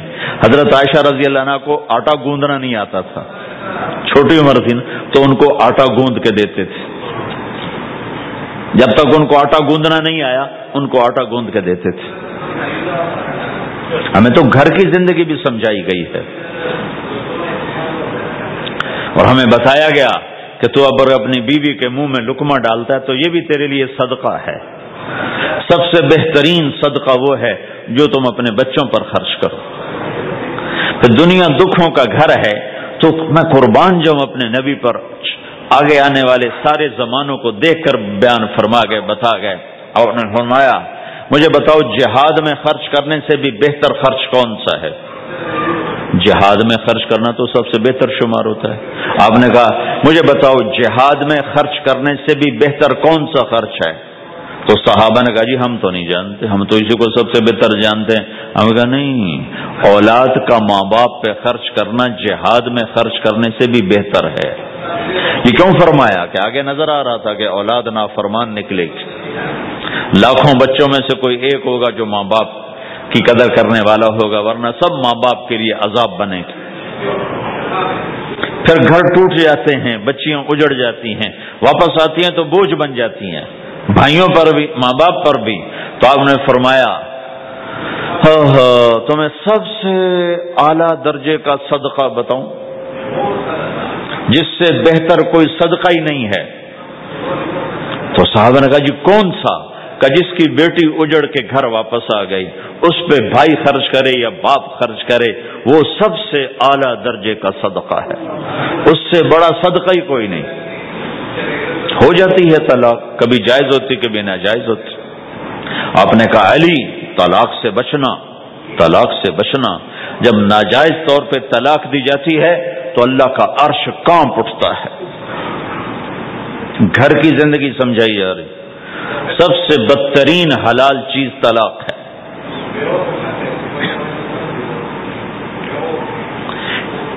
یہ ایک عجب آیت ہے قرآن میں، یا ایھا النبی اذا طلقتم النساء فطلقوهن لعدتهن واحصوا العدة، کہ اے میرے نبی، اور ایک دم آگے اللہ کہتا ہے جب تم اپنی بیویوں کو طلاق دینے لگو. یہاں ہونا چاہیے یا ایھا الذین آمنوا اذا طلقتم النساء، اے ایمان والو جب تم اپنی بیویوں کو طلاق دینا چاہو. یہ یوں آیت ہونی چاہیے، لیکن آیت کا شروع عجب ہے. کہا جا رہا ہے یا ایھا النبی، اور آگے بات ہم سے اللہ تعالیٰ فرما رہا ہے. میں کہوں مفتی صاحب آپ لوگ کیا کر رہے ہیں؟ کوئی جوڑ ہے اس میں؟ مفتی صاحب بھائی آپ لوگ کیا کر رہے ہیں؟ ان دونوں جملوں میں کوئی جوڑ ہے؟ بات مفتی صاحب، نام مفتی صاحب کا لے کر شروع آپ سے ہو گیا ہوں. تو یا ایھا النبی، اے میرے نبی جب تم اپنی بیویوں کو طلاق دینے لگو، تو اس میں کیا جوڑ ہے؟ اس میں بڑا خوبصورت جوڑ ہے کہ اللہ نہیں چاہتا کوئی اپنی بیوی کو طلاق دے. ایک پہلے مسئلہ بتا دوں، فقہ کا مسئلہ بتا دوں، پھر یہ آیت زیادہ واضح ہو جائے گی.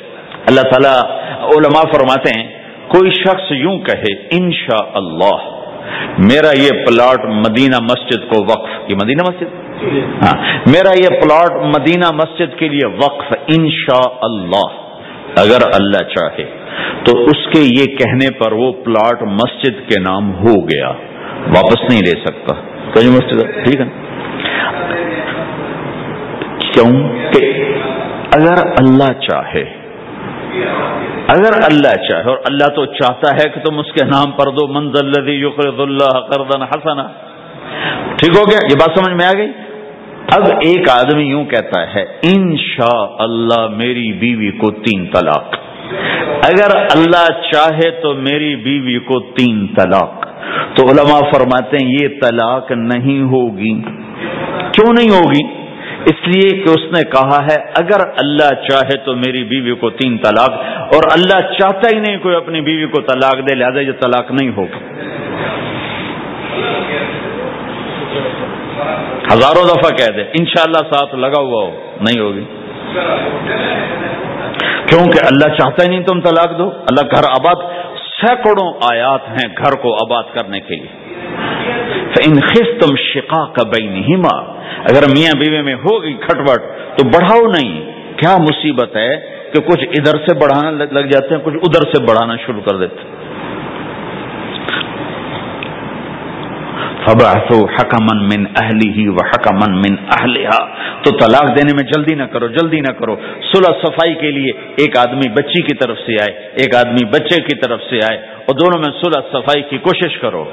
یا ایھا النبی اذا طلقتم النساء، اے میرے نبی جب تم طلاق دینا چاہو تو یا ایھا النبی یہاں یہ اس لیے آیا ہے کہ اللہ تعالیٰ کہہ رہا ہے اے ایمان والو، میں یہ نبی اپنا سفارشی بنا کے تمہارے سامنے پیش کرتا ہوں، طلاق نہ دیا کرو، نہ دیا کرو. یہ ہے یا ایھا النبی سے ایک دم ایمان والوں کی طرف منتقل ہونے کا فلسفہ کہ دیکھو میں اپنا نبی تمہارے لیے سفارشی بناتا ہوں کہ طلاق نہ دیا کرو. اگر دینی پڑ جائے، کیونکہ جائز ہے، نہیں نباہ ہو رہا، پھر زبردستی بھی نہیں کرنی چاہیے. اگر کوئی جائز وجہ ہے تو طلاق ہوئی ہے، پھر اسے دشمنی کا سبب نہیں بنانا چاہیے. اگر صحیح مناسب ہوئی ہے، اللہ کے نبی نے خود 2 خواتین کو طلاق دی، نکاح تو کیا، رخصتی نہیں ہوئی، طلاق دے دی. اللہ کے نبی کی بیٹیوں کو طلاق پڑی، حضرت ام کلثوم، حضرت رقیہ رضی اللہ عنہ دونوں کو طلاق دی گئی، ابو لہب کے بیٹوں نے طلاق دی.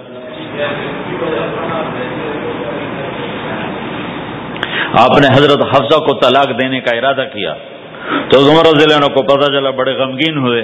تو جبریل آ گئے، یا رسول اللہ، اللہ تعالیٰ فرما رہے ہیں حفصہ کو طلاق نہیں دے سکتے، یہ آپ کی دنیا کی بیوی بھی ہے، جنت کی بیوی بھی ہے.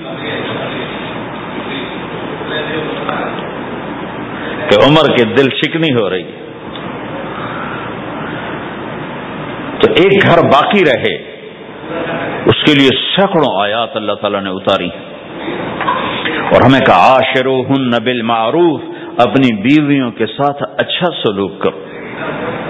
ہمیں خطاب، چونکہ مرد کسی کی بچی کو لے کے آتا ہے، لڑکا کسی کی بچی کو لے کے آتا ہے، اور اپنے وہ بچی ماں چھوڑتی، باپ چھوڑتی ہے، بھائی چھوڑتی ہے، بہنیں چھوڑتی ہے، سہیلیاں چھوڑتی ہے، سب کو چھوڑتی ہے، اور تیسرے دن اس کو تانے شروع ہو جاتے ہیں، اس کا تو دل ہی نہیں لگتا. اور پہلے دن اپنی بیوی کو نصیحت دی جا رہے تھے، میری ماں کی خدمت کرنی ہے، میری کرنا کر، میری ماں کی کرنی ہے، میرے ابا کی کرنی، میری بہنوں کی کرنی، کسی کے سامنے تم نے بولنا نہیں، کسی کے سامنے اف نہیں کرنا. بے وقوف، اس سے محبت تو جتا پھرو، اس کے بعد جو کچھ کہے گا وہ کرے گا. پہلے دن ہی حکم، نہ تعلق بنا ہے، نہ محبت پیدا ہوئی ہے، اور نہ ابھی جوڑ بیٹھا ہے، اور پہلے دن حکم سنانے شروع کر دی. اس کے ذمہ نہ تیری ماں کی خدمت ہے، نہ تیرے باپ کی خدمت ہے، نہ تیری بہنوں کی خدمت، یہ ساری خدمت تو تیرے ذمہ ہے. ہمارا سسرال کا معاشرہ بڑا ظالم ہے. لاکھوں میں کوئی ایک گھر بچا ہوا تو الگ بات ہے، ورنہ میں تو دنیا پھری ہے، کیا دنیا دار، کیا دین دار، سب ظلم ہی ظلم ہے. اتنی نیک عورتیں تہجد گزار مصلی سے اٹھتی نہیں، تسبیح ہاتھ میں ہے، لیکن جب وہ ساس بنتی ہیں تو ایسا ظلم ان کے اندر سے نکلتا ہے کہ کانپ اٹھتے ہیں در و دیوار. جب عورت ماں ہوتی ہے تو اس کے روئیں روئیں سے محبت کے چشمے پھوٹتے ہیں. وہی عورت جب ساس بنتی ہے تو ایک دم ظلم کی تصویر بن جاتی، اسے اپنی بہو میں کوئی خوبی نظر ہی نہیں آتی، عیب ہی عیب نظر آتے ہیں. اپنے بیٹے کو بھڑکاتی رہتی، یہ کرتی ہے، یہ کرتی ہے. اور ویسے بے وقوف ہیں، کوئی ماں کی وجہ سے بیویوں کو تباہ کر دیتے ہیں، کوئی بیویوں کی وجہ سے ماؤں کو تباہ کر دیتے ہیں. یہ دونوں ظلم ہیں. ماں کی وجہ سے بیوی پہ زیادتی نہ کرو، بیوی کی وجہ سے ماں پہ زیادتی نہ کرو. بیوی کا اپنا مقام ہے، ماں باپ کا اپنا مقام ہے، بہنوں کا اپنا مقام ہے. 100% شکایات جھوٹی ہوتی ہیں، سب جھوٹ ہوتا ہے. اس لیے میرے رب نے دستور بتایا، ان جاءکم فاسق بنبأ فتبینوا، جب کسی کی خبر سنو، کوئی کمی کوتاہی سنو، اول تو سنو نہیں، اگر سننی پڑ جائے تو تحقیق کر لو، تحقیق کر لو. قاضی ایاس کے پاس آئے، ایک شخص آیا روتا ہوا، ہائے مر گیا، ہائے مر گیا. تو ان کے ساتھ ایک آدمی بیٹھے تھے، کہنے لگے حضرت اس کا قضیہ جلدی سے سن لیں، بیچارہ بڑا مظلوم لگتا ہے۔ کہنے لگے چپ کر، یوسف علیہ السلام کے بھائی بھی رات کو روتے ہوئے باپ کے پاس آئے تھے۔ ہر رونے والا مظلوم نہیں ہوتا، ہر رونے والا مظلوم نہیں ہوتا۔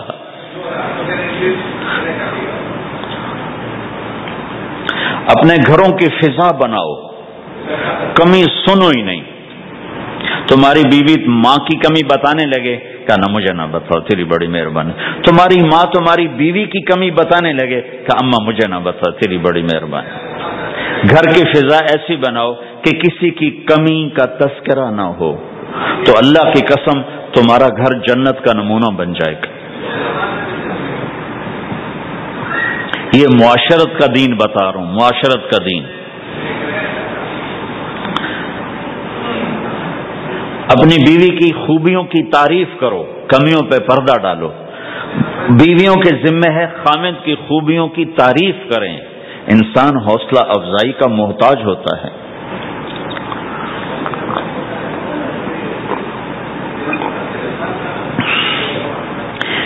ایک بزرگ ہے اپنے کسی مرید کے گھر، تو وہاں انہوں نے کھانا کھایا، کھانا ان کو پسند آیا، کہنے لگے اپنی بیگم کو پردے میں بلاؤ۔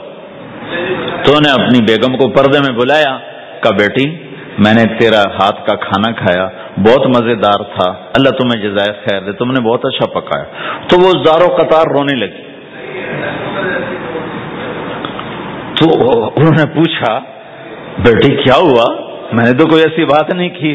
کہ نہیں حضرت، آپ کی بات پہ رونا نہیں آیا، رونا اس پر آیا ہے کہ 30 سال سے میں اس شخص کے ساتھ رہ رہی ہوں، کبھی ایک دفعہ اس نے میرے ہاتھ کے پکے کی تعریف نہیں کی۔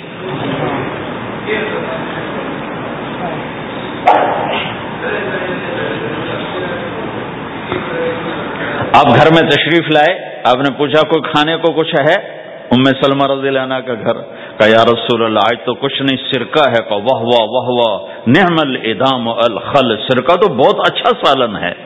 سبحان اللہ، کیسے دلجوئی فرمائی اپنی بیگم کی، سرکہ تو بہت اچھا سالن ہے۔ یا تو نے نمک کم ڈال دیا، تو نے مرچی زیادہ کر دی۔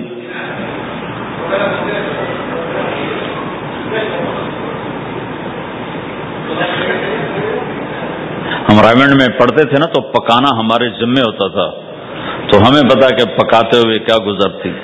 جب 2-2 ہزار آدمی کی روٹی ہم پکاتے تھے، 5-5 بوری آٹا گوندا ہے ہاتھوں سے، اور 2 یعنی 10-10 من کھڑے ہو کے روٹی لگائی ہے، سخت سردی میں بھی سخت گرمی میں بھی۔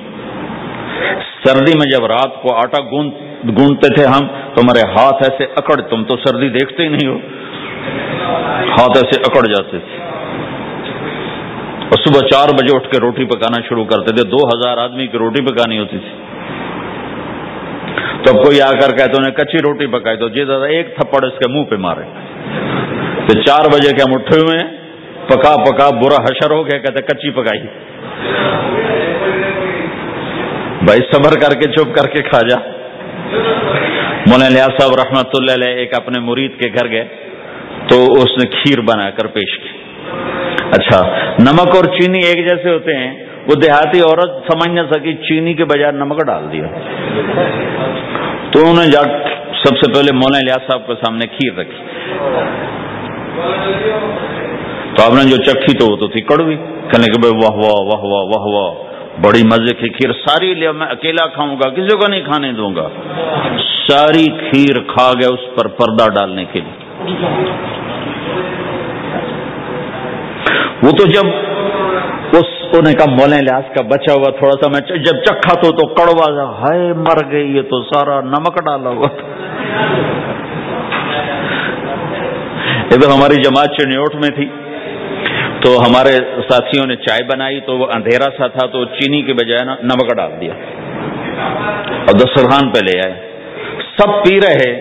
واللہ میں آنکھوں سے دیکھا بتا رہا ہوں، مولانا الیاس کا تو سنا بتا رہا ہوں، کسی ایک نے نہیں کہا کہ یہ کڑوی ہے، چپ کر کے پی رہے، چپ کر کے پی رہے، کسی ایک نے نہیں کہا۔ باہر ایک دیہاتی کھڑا تھا، تو میں نے اس کا چاچا آتے نو چاہ پی ماما، وہ آ گیا، اس نے پہلا گھونٹ بھرا ہوا تھا کوڑی ہے، اس نے بانڈا پھوڑ دیا۔ پھر سارے ساتھی ہنس پڑے کہ چاچا ہم نے تو پردہ ڈالنے کی کوشش کی تھی خدمت والوں پر تو نہیں پردہ چاک کر دیا، بانڈا پھوڑ دیا۔ کیا خوبصورت تربیت۔ 8 سال ہم نے دیگیں پکائی ہیں اور روٹیاں پکائی ہیں رامائن میں پڑھتے ہوئے، تو پکانے والا کتنا کھپتا ہے۔ مفتی زین العابدین صاحب رحمۃ اللہ علیہ ہمارے بزرگ تھے، بڑے نفیس، تو وہ روٹی بڑی نفیس کھاتے تھے، تو ان کے لیے مجھے فرمایا سر روٹی تو بنا۔ اب میں ڈر رہا تھا کہ پتہ نہیں مفتی صاحب کو پسند نہ آئی تو کیا بنے گا۔ حوصلہ افزائی کتنی ضروری چیز۔ اب وہ میں روٹی ناشتے میں لا کے رکھی اور اللہ کا فضل، اب تو خیر بھول بھلائیاں ہو گیا، ورنہ بہت نفیس روٹی میں بناتا تھا۔ ایک دفعہ میں گھر میں تھا تو رمضان کا مہینہ تھا، تو کسی کی آنکھ نہیں کھلی، گرمیوں کا رمضان، تو میری آنکھ کھل گئی، تو سب سوئے پڑے، نوکر بھی گھر والے بھی، تو میں نے کسی کو نہیں اٹھایا، چپ کر کے جا کے پرات اٹھائی اور روٹیاں پکانی شروع کر دی۔ جب ساری روٹیاں پک گئیں، آخری پیڑا میرے ہاتھ میں تھا، تو میری بڑی بہن کی آنکھ کھل گئی، اس نے دیکھا تو میں روٹیاں پکا رہا، کو تیرا بھلا ہو جاوے، ایک ہی کیتا، میں کہا روز تم پکاتی ہو، آج میں پکا کے دے رہا ہوں، اس میں کیا ہے۔ تو میں نے روٹی پیش کی نا، تو مفتی صاحب نے 1-2 لقمے کھائے، تو میں وہ کھڑا سے کام رہا، پتہ نہیں اب کیا ہوتا، کس نے پکائی ہے؟ میں نے کہا جی میں نے پکائی، ماشاءاللہ بہت اچھی پکائی۔ تو میرا دل اتنا بڑا ہو گیا۔ حوصلہ افزائی کرنا، برائیوں کو، ہماری معاشرت کیا ہے، 100 خوبیوں میں سے ایک کمی کو نکال کے پکڑ لینا اور 100 پہ کاٹا، 100 نظر نہیں آتی، ایک کمی کو پکڑ کے اسے اچھال رہے۔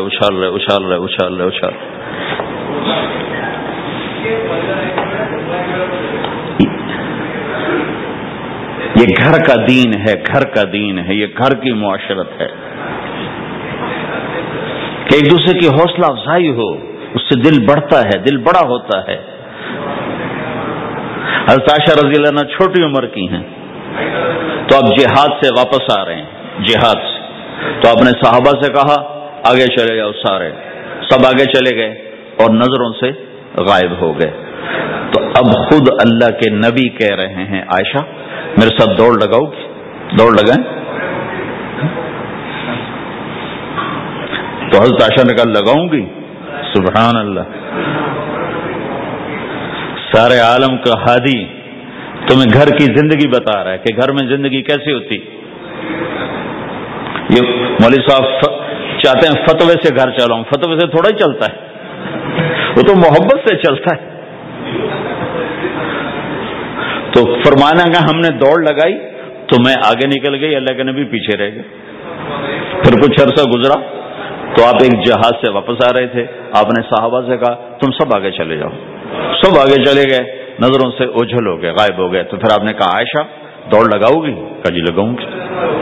پھر ہم نے دوڑ لگائی تو فرمانے لگے ان دنوں میں ذرا موٹی ہو گئی تھی، تو اللہ کے نبی مجھ سے آگے نکل گئے، تو آپ نے کہا ہذہ بتلک، کہ اب تیرا میرا حساب برابر ہو گیا، پہلے تو جیت گئی تھی، آج میں جیت گیا۔ حضرت عائشہ رضی اللہ تعالیٰ عنہ کو لقمے بنا کے کھلاتے تھے، بڑی بڑی بوٹیاں کھانے کا رواج تھا عربوں میں، بڑی بڑی بوٹیاں بناتے تھے، چھوٹی چھوٹی بوٹی نہیں ہوتی تھی۔ تو حضرت عائشہ رضی اللہ عنہ نے مثلا بوٹی اٹھائی، کبھی کبھی گھر میں مہینے میں 1-8 دفعہ گوشت بنتا تھا، تو آپ بوٹی اٹھا کر ایسے کھاتی نوچتی، تو ساری دیر دم کھائی نہیں جاتی تو رکھ دیتی تھی، تو اللہ کا نبی وہی بوٹی اٹھاتے تھے اور حضرت عائشہ کو دکھا کر جہاں سے انہوں نے کھایا ہوتا تھا وہاں سے کھاتے تھے ایسے۔ پھر عائشہ رضی اللہ عنہ پانی کا پیالہ اٹھاتی اور پیتی، وہ پہلے بھی بڑے ہوتے تھے، ایسے چھوٹے گلاس نہیں ہوتے تھے، تو وہ پیتی تو جب رکھ دیتی تو اللہ کا نبی پیالہ اٹھاتے، جہاں اما عائشہ کے ہونٹ لگے ہوتے تھے وہاں ہونٹ لگا کے پانی دکھا کے یہ کرتے تھے۔ یہ بتا رہے ہیں اظہار محبت رشتوں میں بہت ضروری ہے، اظہار ضروری، بھائی کو بتاؤ میں تیرا بھائی ہوں، اس کے سامنے اظہار محبت ضروری ہے، بیوی سے اظہار محبت ضروری ہے، بیوی کا خاوند سے اظہار ضروری ہے، ماں باپ سے اظہار ضروری ہے۔ یہ سارے وہ رشتے ہیں جن کو میرے نبی نے قرآن سنو ماں باپ کے لیے، وَاخْفِضْ لَهُمَا جَنَاحَ الذُّلِّ مِنَ الرَّحْمَةِ وَقُلْ رَبِّ ارْحَمْهُمَا كَمَا رَبَّيَانِي صَغِيرًا۔ ہاں ماں باپ کے لیے اپنے پر پھیلا دو، پر بچھا دو۔ کیوں بھائی؟ انسان کے پر ہوتے ہیں یا بازو ہوتے ہیں؟ بولو بھائی، باجو، تمہاری گجراتی میں بولو نا، باجو، باجو ہوتے ہیں نا، پر تو نہیں ہوتے نا، لیکن اللہ کہہ رہا پر بچھا دو، اپنے ماں باپ کے لیے پر بچھا دو۔ پر بچھانے کا کیا مطلب؟ میں بتایا کرتا ہوں کہ اس آیت کو کسی تفسیر سے میں نہیں سمجھا، نہ کوئی تفسیر والا یہ تفسیر کی طرف جائے گا۔ یہ جو میرا کالج کا ایک دور ہے، ایک تبلیغ کا دور ہے، کالج دور میں جب ہمارے گاؤں کے قریب دریائے راوی ہے، اس کے کنارے جنگل تھا بہت بڑا، اس میں ہم شکار کھیلنے جاتے تھے، ایک ایک ہفتہ جنگل میں پڑے رہتے تھے، تو ساتھ کھانے کا سامان، ساتھ سارے حشم خدم، اور ایک ایک ہفتہ ہم شکار کرتے تھے۔ تو وہ تیتر کو لگتا تھا نا چھرا، وہ چھرے لگتے تھے تو گرتا تھا، تو یوں اس کے پر یوں ہو جاتے تھے، میرے آنکھوں کے سامنے وہ تیتر نظر آ رہے ہیں، وہ یوں ایسے کرتے تھے اور یوں گردن ٹیڑھی ہوتی تھی، اور اس کا مطلب یہ ہوتا تھا کہ اب میں تیرے بس میں ہوں، ذبح کر یا چھوڑ دے، میرا بس ختم ہو چکا۔ تو آئے ہائے ہائے قربان جاؤں قرآن کی خوبصورتی پر۔ میرا رب کہتا ہے اپنے پروں کو بچھا دے ماں باپ کے آگے، جیسے زخمی پرندہ تیرے آگے بچھ جاتا ہے کہ ذبح کر دو صاحب، بھون کے کھا یا کباب بنا کے کھا، اب تیرے حوالے ہوں، ایسے ہی ماں باپ کے آگے یوں ہو جا۔ کیا خوبصورت تعبیر کی ہے، لا تقل لهما اف، اون بھی نہ کر۔ آپ نے فرمایا کاش میرے والدین ہوتے، تمنا کی۔ 2 مہینے کے تھے ماں کے پیٹ میں تو باپ کا انتقال ہو گیا، یا اور نہیں تو میری ماں تو ہوتی، میری ماں تو ہوتی۔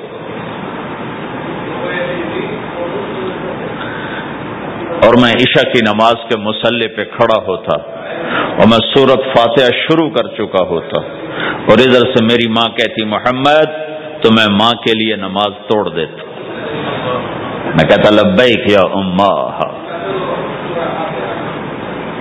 حج کا سفر ہے، 63 سال عمر ہے، ماں کو فوت ہوئے 57 سال گزر چکے ہیں، آپ حاجیوں کے ساتھ ابوا سے گزرتے ہیں، 10 میل آگے بستی ہے، پہلے قبر آ جاتی ہے، آپ نے احرام باندھا ہوا ہے، سر ننگا ہے، اپریل کا مہینہ ہے، ماں کی قبر سے گزرے 57 سال میں آدمی کیا کچھ نہیں بھول جاتا، لیکن میرے نبی کے دل کا زخم اسی طرح بھرا نہیں ہے، اسی طرح تازہ ہے۔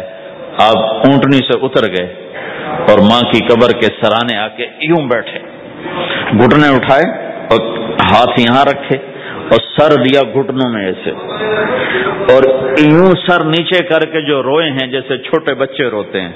آپ نے دیکھا چھوٹے بچے گھروں میں ایسے روتے ہیں، ایسے ہم بھی بہت روئے اس طرح منہ گھٹنوں میں دے کر، تو میرے نبی گھٹنوں میں منہ دے کر جوں روئے جوں روئے جوں روئے، کئی گھنٹے روتے رہے۔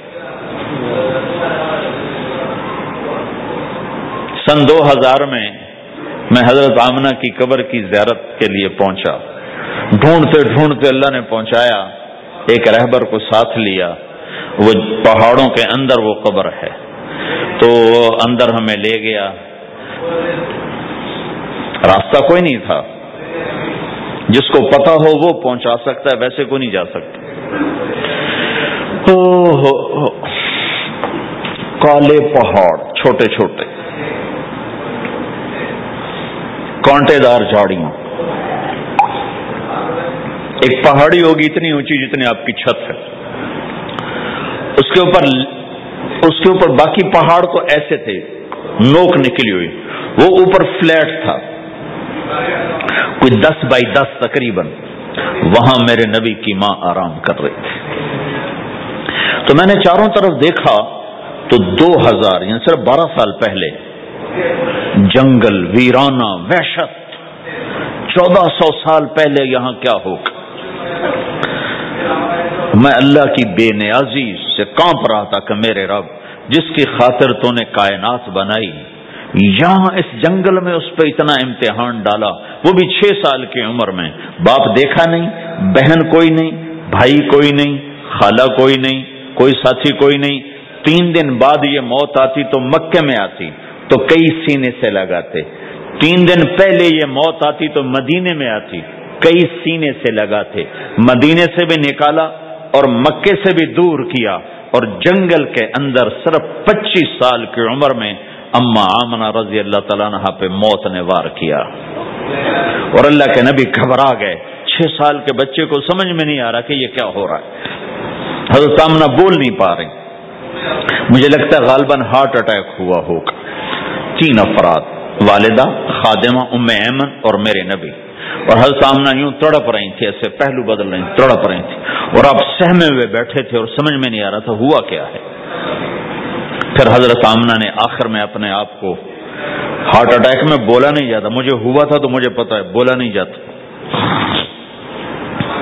آخر بجھتی شمع بھڑکی کہ بیٹا، ہر زندہ نے مرنا ہے، ہر جوانی نے ڈھلنا ہے. لگتا ہے میرے جانے کا وقت آ چکا ہے. ولد تو طہرن، تو ایسا پاک ہے کہ تیرے ذریعے سے سارا عالم پاک ہوگا. اور شمع بجھی اور چھوٹا سا معصوم بچہ ماں کے سینے پر سر رکھ کے جو رویا ہے. کاش تم اس جگہ پہ ہوتے، اس خوبصورت ملک میں. تم ابوا کو کیسے جانو، اور میں تمہیں کیسے بتاؤں. میں ہزاروں دفعہ یہ قصہ سنا چکا ہوں، مجھے ہر دفعہ رونا آتا ہے کہ میں وہاں اپنے آپ کو محسوس کرتا ہوں کہ ہائے، یہاں اس جگہ اتنا بڑا امتحان، اور صرف 6 برس کا. کون وہاں قبر بنانے آیا؟ کوئی گزرے ہوں گے، ویسے تو کسی کے بس میں نہیں وہاں قبر بنانا. جب پہاڑ سے نیچے اترے تو ہمارے نبی پھر بھاگے. جب ام ایمن اوپر پہنچی ہیں تو کیا منظر تھا کہ ابوا کے پہاڑ بھی روئے اور زمین آسمان بھی روئے اور ہر پتھر رویا کہ 6 سال کا معصوم بچہ 2 جہان کا سردار ہے، جنت کا چابی بردار ہے. اللہ کا جھنڈا ان کے ہاتھ میں ہوگا، شفاعت ان کی کہ طفیل حساب ہوگا، ان کی شفاعت کے ساتھ پل پار ہوگا، ان کے صدقے جنت کا دروازہ کھلے گا، ان کے صدقے جنت میں داخلہ ہوگا، ان کے صدقے گناہوں کی معافی ہوگی. اور اتنی بڑی ہستی والضحی واللیل اذا سجا کا ٹائٹل لینے والا، وما ارسلناک الا کافۃ للناس بشیرا ونذیرا کا ٹائٹل لینے والا 6 سال کا بچہ. مجھے دیکھو، ماں کی قبر سے پڑھو، ماں کی قبر کو سینے سے لگایا ہوا تھا اور اس کے اوپر لیٹے ہوئے تھے.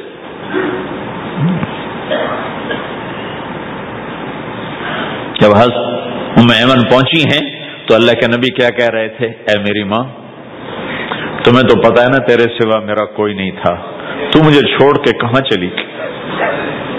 تیرے بغیر کہاں جاؤں گا؟ میرا کون ہے اب تیرے سوا؟ ام ایمن نے اٹھایا کہ مجھے چھوڑ دو، میں کہیں نہیں جاؤں گا، میں اپنی ماں کے سوا کہیں نہیں جاؤں گا. کھینچ کے اٹھایا، نیچے لائیں، اونٹنی پہ بٹھایا. 3 راتیں مسلسل روتے روتے یہ سفر ہوا ہے. ہائے ہائے، کوئی آنسوں کو آگے کوئی خالہ نہیں بیٹھی، باپ بھی نہیں بیٹھا ہوا، بھائی بھی کوئی نہیں، بہن بھی کوئی نہیں ہے، کوئی نہیں جس کے گود میں سر رکھ کے اب یہ بچہ سوئے گا. تنہائیوں کے ساتھ اب بسیرا ہے. تو میرے نبی کا کھانا پینا چھوٹ گیا، کچھ نہیں کھاتے تھے سارا دن، زمزم کے پانی کے چند گھونٹ پیتے تھے اور تنہا بیٹھے رہتے تھے. تو اس پر آپ نے یہ کہا کاش میری ماں ہوتی تو میں ایسی خدمت کرتا کہ اس کے پیچھے نماز بھی توڑ دیتا. تو ماں باپ کا ایک مقام ہے جو دین بتاتا ہے بھائی. صرف پیسہ ہی بنانا سب کچھ نہیں ہے، اور بھی دکھ ہیں زمانے میں محبت کے سوا، راحتیں اور بھی ہیں وصل کی راحت کے سوا.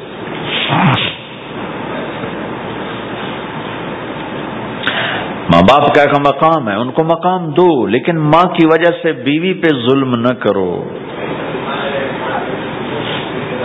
بیوی کے عشق میں ماں پہ زیادتی نہ کرو. یہ گھر کی معاشرت ہے، یہ گھر کی زندگی ہے.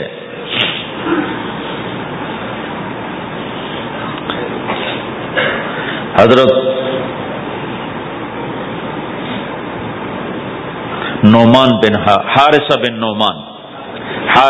نعمان دو صحابہ کے بارے میں آتا ہے کہ جیسی انہوں نے ماں کی خدمت کی اور کسی نے نہیں کی. ایک حضرت عثمان، ایک حارثہ بن نعمان. حارثہ بن نعمان کے بارے میں تو آپ نے کہا میں جنت میں گیا تو میں نے قرآن کی تلاوت سنی. تو میں نے کہا یہ کون تلاوت کر رہا ہے؟ کہا جی حارثہ. کہا حارثہ تو مدینے بیٹھا ہے، یہاں تلاوت کیسے؟ تمہیں سنانے کے لیے کتنا بڑا اسپیکر لگا ہوا ہے، اس ساتویں آسمان پر جنت ہے. تو کہا فرشتوں نے کہ جی ماں کی ایسی خدمت کی ہے، جب قرآن پڑھتے ہیں اللہ ساری جنت کو سناتا ہے.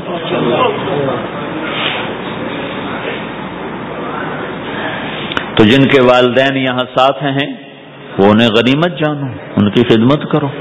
لیکن میں بار بار اس لیے بتا رہا ہوں کہ یہ پہلو میں بہت کمی زیادتی ہے کہ ماں باپ یا ماں کی وجہ سے بیوی پہ زیادتی نہ کرو.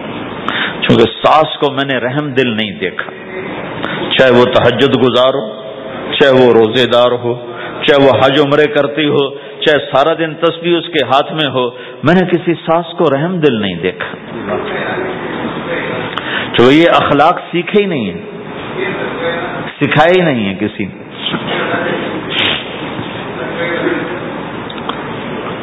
ایک دوسرے کی حوصلہ افزائی کرو، کمیوں پر پردے ڈالو.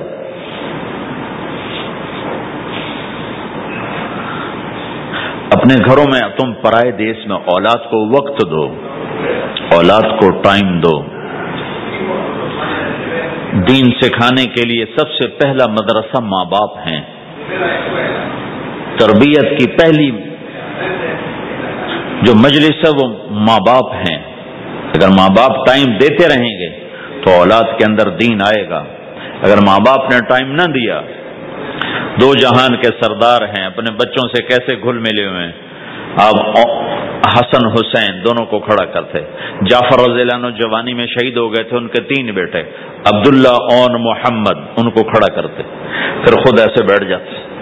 ہاں بھائی، جو مجھے پکڑے گا اس کو انعام ملے گا، سب سے پہلے جو مجھے ہاتھ لگائے گا اس کو انعام ملے گا.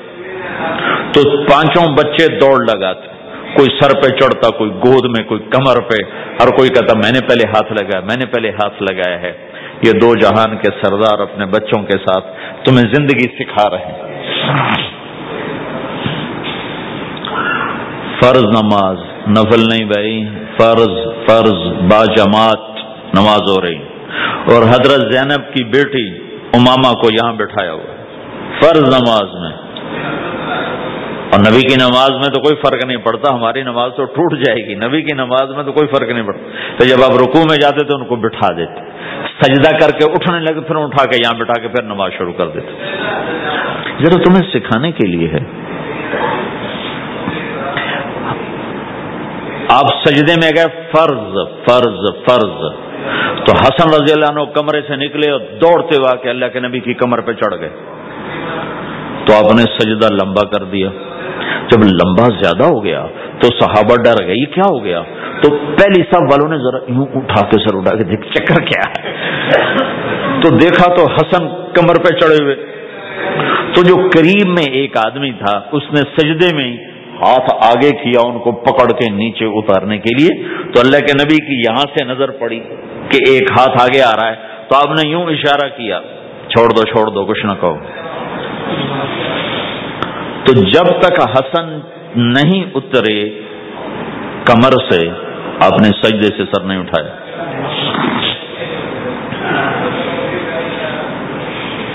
میرے نبی نے کہا اکرموا اولادکم، اپنی اولاد کو عزت دو ورنہ یہ باغی ہو جائیں گے.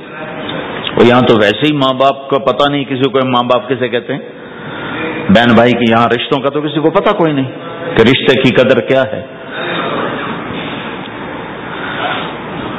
بھائی آپس میں دنیا پہ نہ لڑو، چھوڑ دو، لڑو نہیں کہ بھائی لے جا. کسی کا حق کسی نے کھا لیا ہے تو ضائع نہیں ہوگا، ملے گا واپس. صرف یہیں تو پاناما ہی تو زندگی نہیں، آگے بھی تو آ رہی. میرے نبی نے ایک عجب اصول بتایا. آپ نے مدینے والوں سے فرمایا میرے باتوں میں تمہارا حق نہیں ملے گا تم کیا کرو گے؟ انہوں نے کہا جی ہم تلوار اٹھائیں گے، اپنا حق وصول کریں گے. تو آپ نے فرمایا میں تمہیں اس سے بہتر بات بتاؤں، اس سے بہتر بتاؤں؟ کہا جی کیا؟ کہ تم حق چھوڑ دینا، اس کے لیے لڑنا نہیں. ہم مانگو نہیں ملتا، لڑنا نہیں، چھوڑ دینا، لڑائی سے بچنا، چھوڑ دینا. اور قیامت کے دن حوض کوثر پہ مجھ سے آ کے ملاقات کر لینا، میں اللہ سے سارے پورے کروا کے دے دوں گا. جب تمہارا وکیل ہو محمد مصطفیٰ جی صلی اللہ علیہ وسلم اور جج ہو اللہ، تو کیسا فیصلہ آئے گا؟ یہاں تم کتنا کو لے لو گے ڈالر میں، پلاٹ میں کتنا لے لو گے؟ ہاں لو، اپنا حق نہ چھوڑو، لیکن اگر لڑائی ہو رہی ہے تو پھر چھوڑ دو، چلو لے جاؤ، میں رشتہ قربان نہیں کروں گا، چیز قربان کر دوں گا. اللہ تمہاری نسلوں کو یہاں بھی نہال کرے گا. آگے انتظار کرو، اللہ کے نبی حوض کوثر پہ تمہارے انتظار میں ہے. آ جاؤ جن کے حق مارے گئے، آ جاؤ، آج میں اللہ سے لے کر دیتا ہوں. اور آخری بات کرتا ہوں، بات ختم کرتا ہوں. ان ساری گھر کی زندگی، بازار کی زندگی، میاں بیوی کی زندگی، ماں باپ کے ساتھ، بیوی کے ساتھ، بیوی کا خامند کے ساتھ، بھائی کا بھائی کے ساتھ، بہن کا بھائی کے ساتھ، ان سارے رشتوں میں اور آپ کا آپس میں مختلف لوگ بیٹھے ہوئے ہو، آپ سب کا آپس میں یہ سب کچھ قائم ہو جائے جو میں کہنے کی کوشش کر رہا ہوں. آخری ایک بات کہتا ہوں. اللہ کے نبی نے فرمایا معاذ تمہیں سارے دین کا خلاصہ بتاؤں؟ افلا انبئک بملاک ھذا کلہ، معاذ میں تمہیں سارے دین کا خلاصہ بتاؤں؟ میں پھر کہتا ہوں معاذ میں تمہیں سارے دین کا خلاصہ بتاؤں؟ دین کا خلاصہ. انہوں نے کہا یہ کیا ہے؟ یہ کب کی بات ہے؟ آپ تبوک کے سفر سے واپس آ رہے ہیں اور معاذ رضی اللہ عنہ پوچھتے ہیں یا رسول اللہ جنت میں جانے کا راستہ تو بتائیں. تو آپ فرماتے ہیں نماز قائم کر، زکوٰۃ دے، روزے رکھ. روزہ ڈھال ہے، صدقہ گناہوں کو مٹاتا ہے، رات کا قیام اللہ تعالیٰ کی بارگاہ میں اللہ کی رضا کی خاطر جنت کے دروازے کھلواتا ہے. ایک لمبی نصیحت ہے، پورا دین اس میں سمجھاتے ہیں. پھر آپ نے آخر میں کہا معاذ اب میں تمہیں سارے دین کا خلاصہ بتاؤں؟ انہوں نے کہا جی وہ کیا ہے؟ تو مجھے دیکھو سارے. تو آپ نے یوں کیا،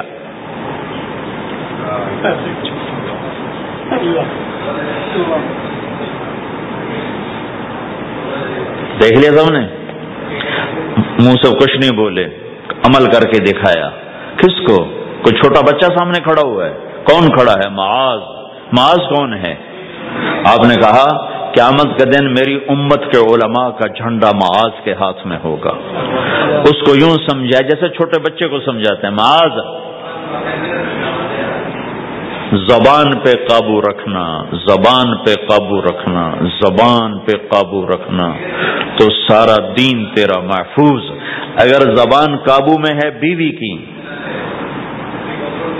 خامند کی، ماں کی، باپ کی، بھائی کی، بہن کی، پڑوسی کی، پارٹنر کی، ساتھی کی، پورا دین محفوظ ہو جائے گا، گھر جنت بن جائے گا. زبان اگر تیز ہو گئی تو بس سارا دین برباد. دین میں بچے گا ہی کچھ نہیں اگر زبان پہ قابو نہیں تو. میرے پاس وکیلوں کا وفد آیا، ہم جماعت میں تھے مظفر آباد، تو میں نے آدھا گھنٹہ بات کی.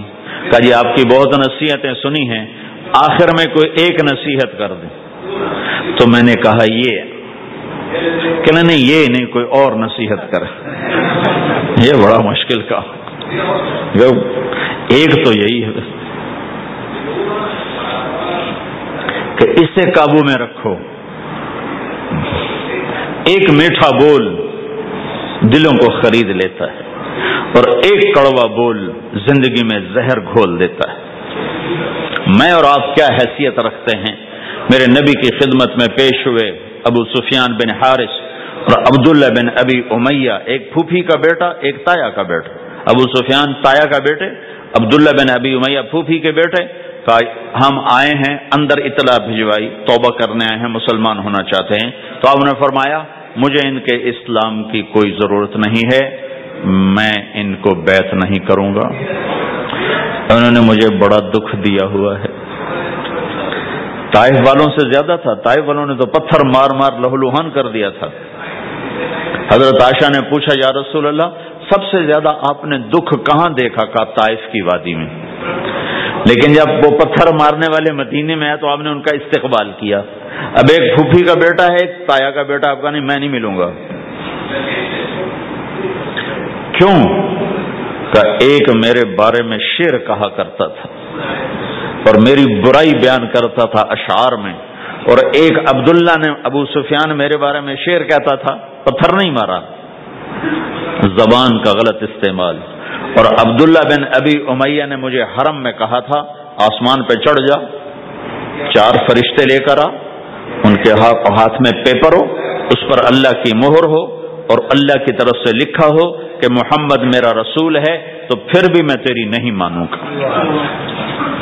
تو کہا یہ بات میرے سینے پہ ہے، میں نہیں اس کو ملوں گا. کڑوی بات تو نبی کا سینہ تنگ کر دیتی.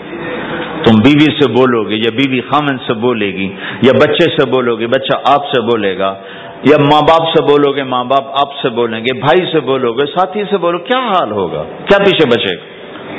تو میں قربان جاؤں حضرت ام سلمہ رضی اللہ تعالیٰ عنہ پر. انہوں نے بڑا عظیم کردار ادا کیا ہے 2 موقعوں پر.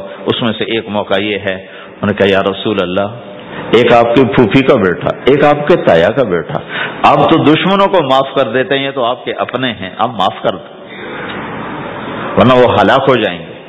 ام سلمہ کی سفارش پر پھر آپ نے ان دونوں کو اندر بلایا اور ان کو بیعت کیا اور ان کو کلمہ پڑھایا.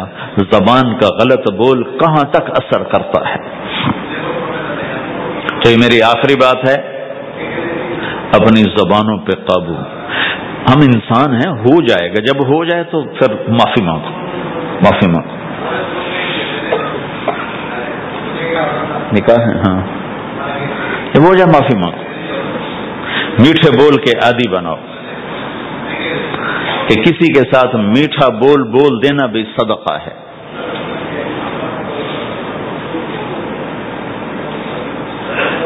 تو بھائیو یہ ایک معاشرت ہے.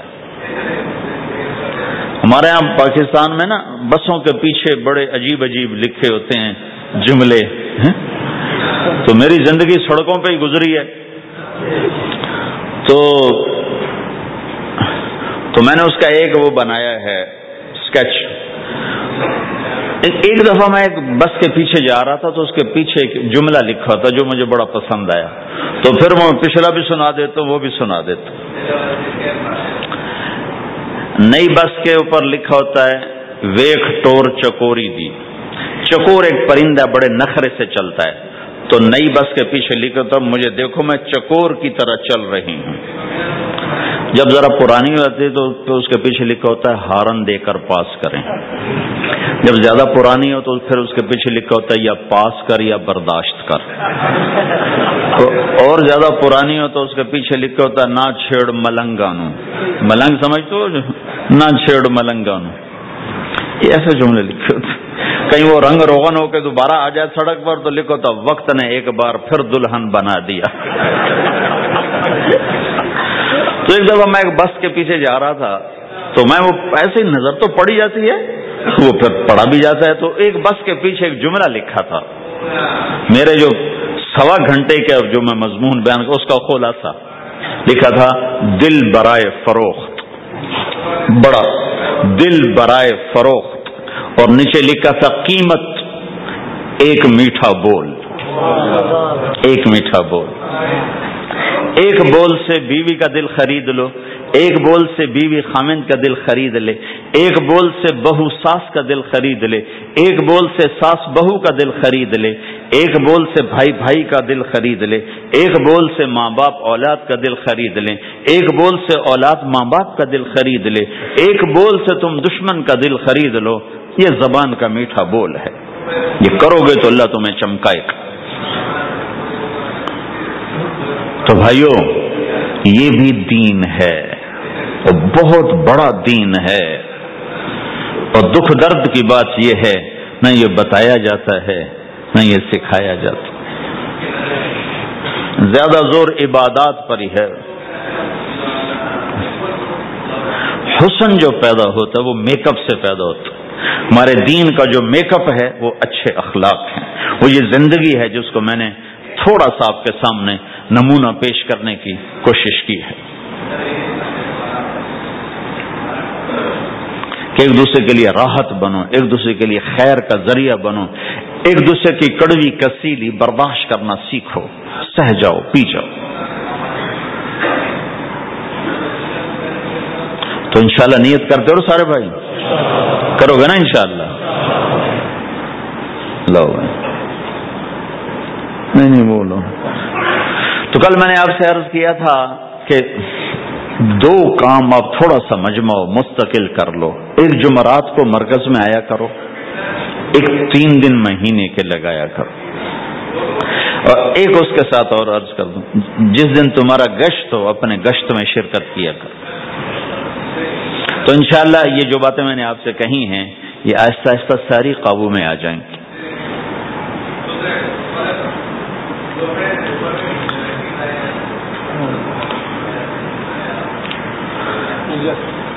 صالحہ بنت محمد الیاس، اچھا احمد اسماعیل، یہ ہے. مہر کتنا ہے؟ $1700 نقد.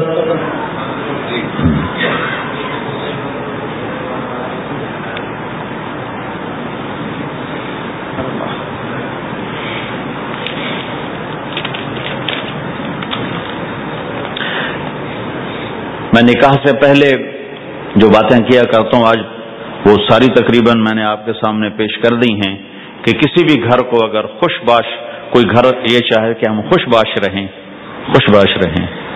تو ایک دوسرے کی برائیاں دیکھنا چھوڑ دے، ایک دوسرے کی کمیاں پکڑنا چھوڑ دے، ایک دوسرے کو تانا دینا چھوڑ دے، ایک دوسرے کے عیب چھپائیں، اپنے گھروں میں غیبت نہ کریں، کسی کی برائی نہ کریں، اپنے بچوں کو بھی اس کا عادی بنائیں، نہ کسی کی کریں نہ کسی کی سنیں. میں نے اپنی زندگی میں بہت کم لوگ دیکھے ہیں جو اس چیز پہ عمل کرتے ہیں.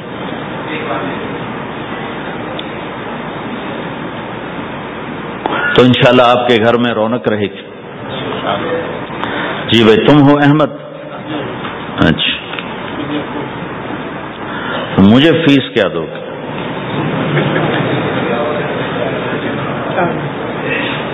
کیا کرتے ہو؟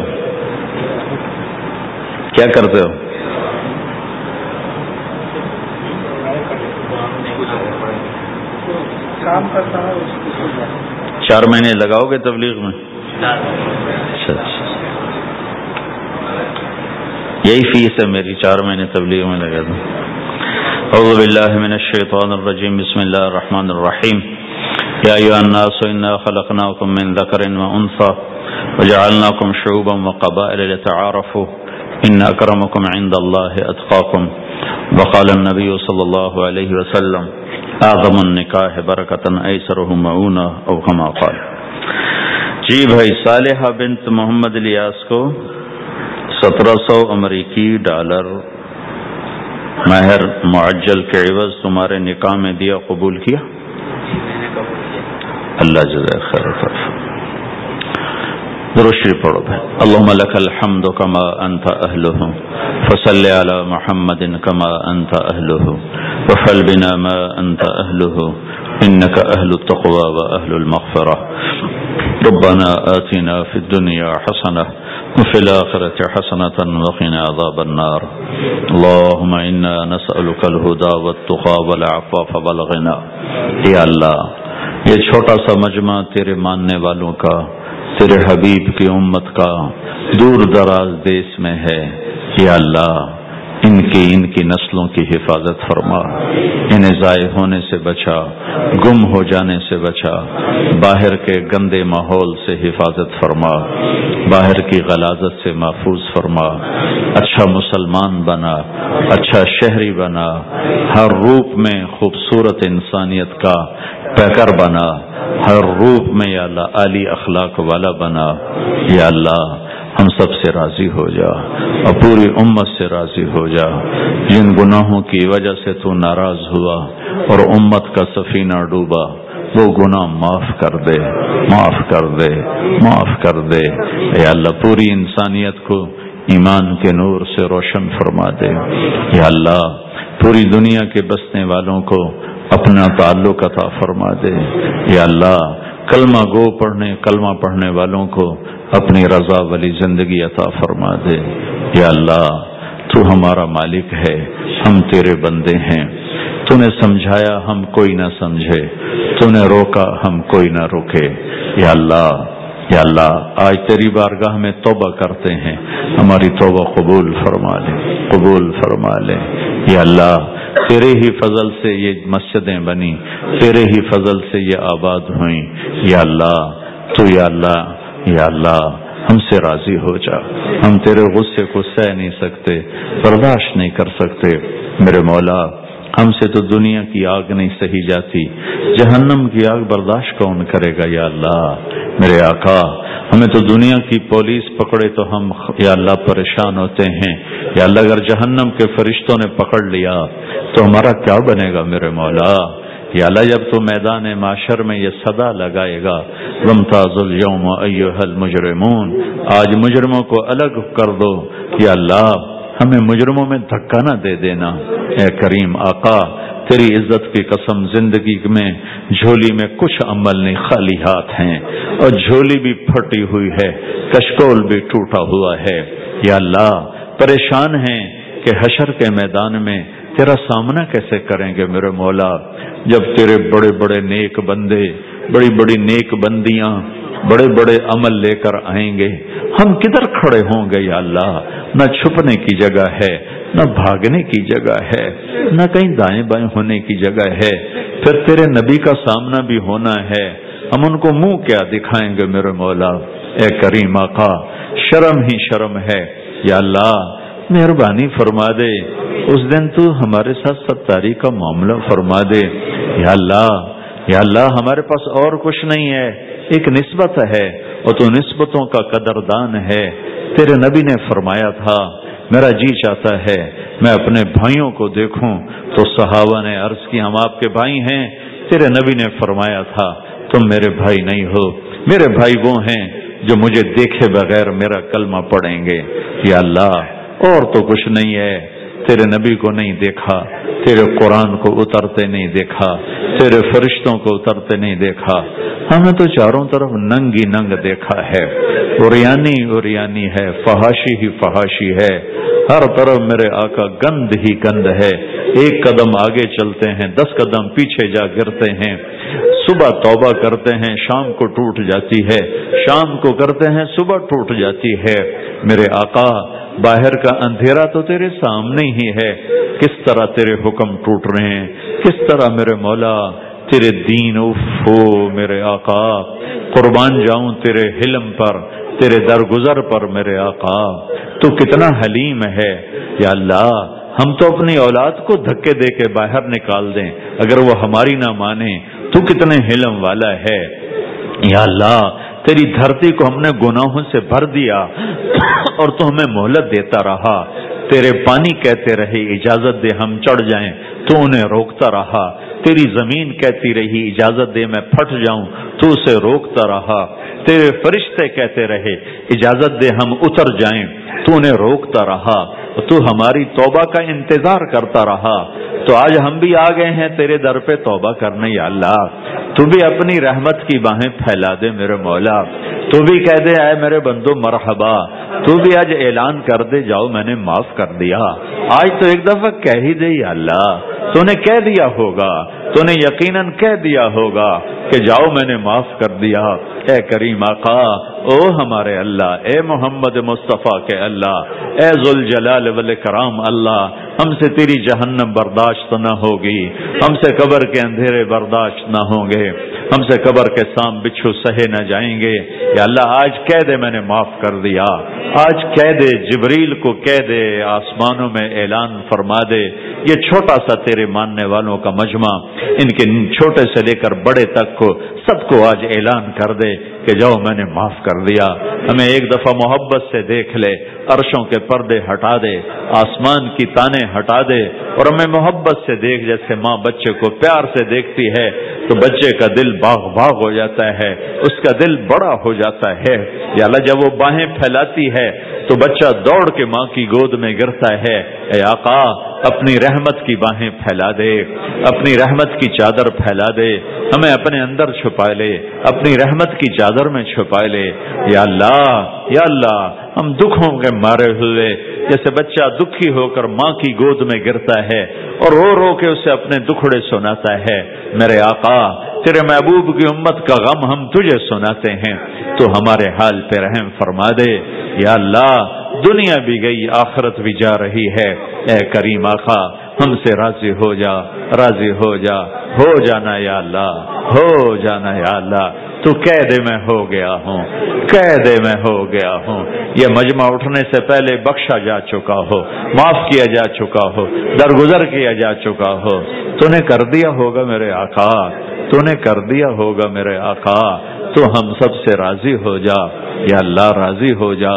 ربنا آتنا فی الدنیا حسنہ وفی الآخرۃ حسنۃ وقنا عذاب النار، وصلی اللہ تعالی علی النبی الکریم، آمین برحمتک یا ارحم الراحمین۔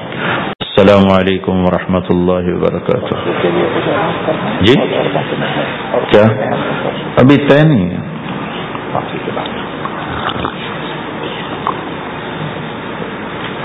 اللہ آپ لوگوں کو جزائے خیر عطا فرمائے۔ آپ جتنے تھے سارے ہی آتے رہے، آپ کی بڑی مہربانی۔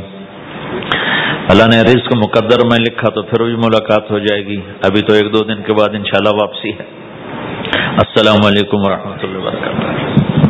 Visit www.youtube.com/user/networld for all the latest lectures, nats and much more.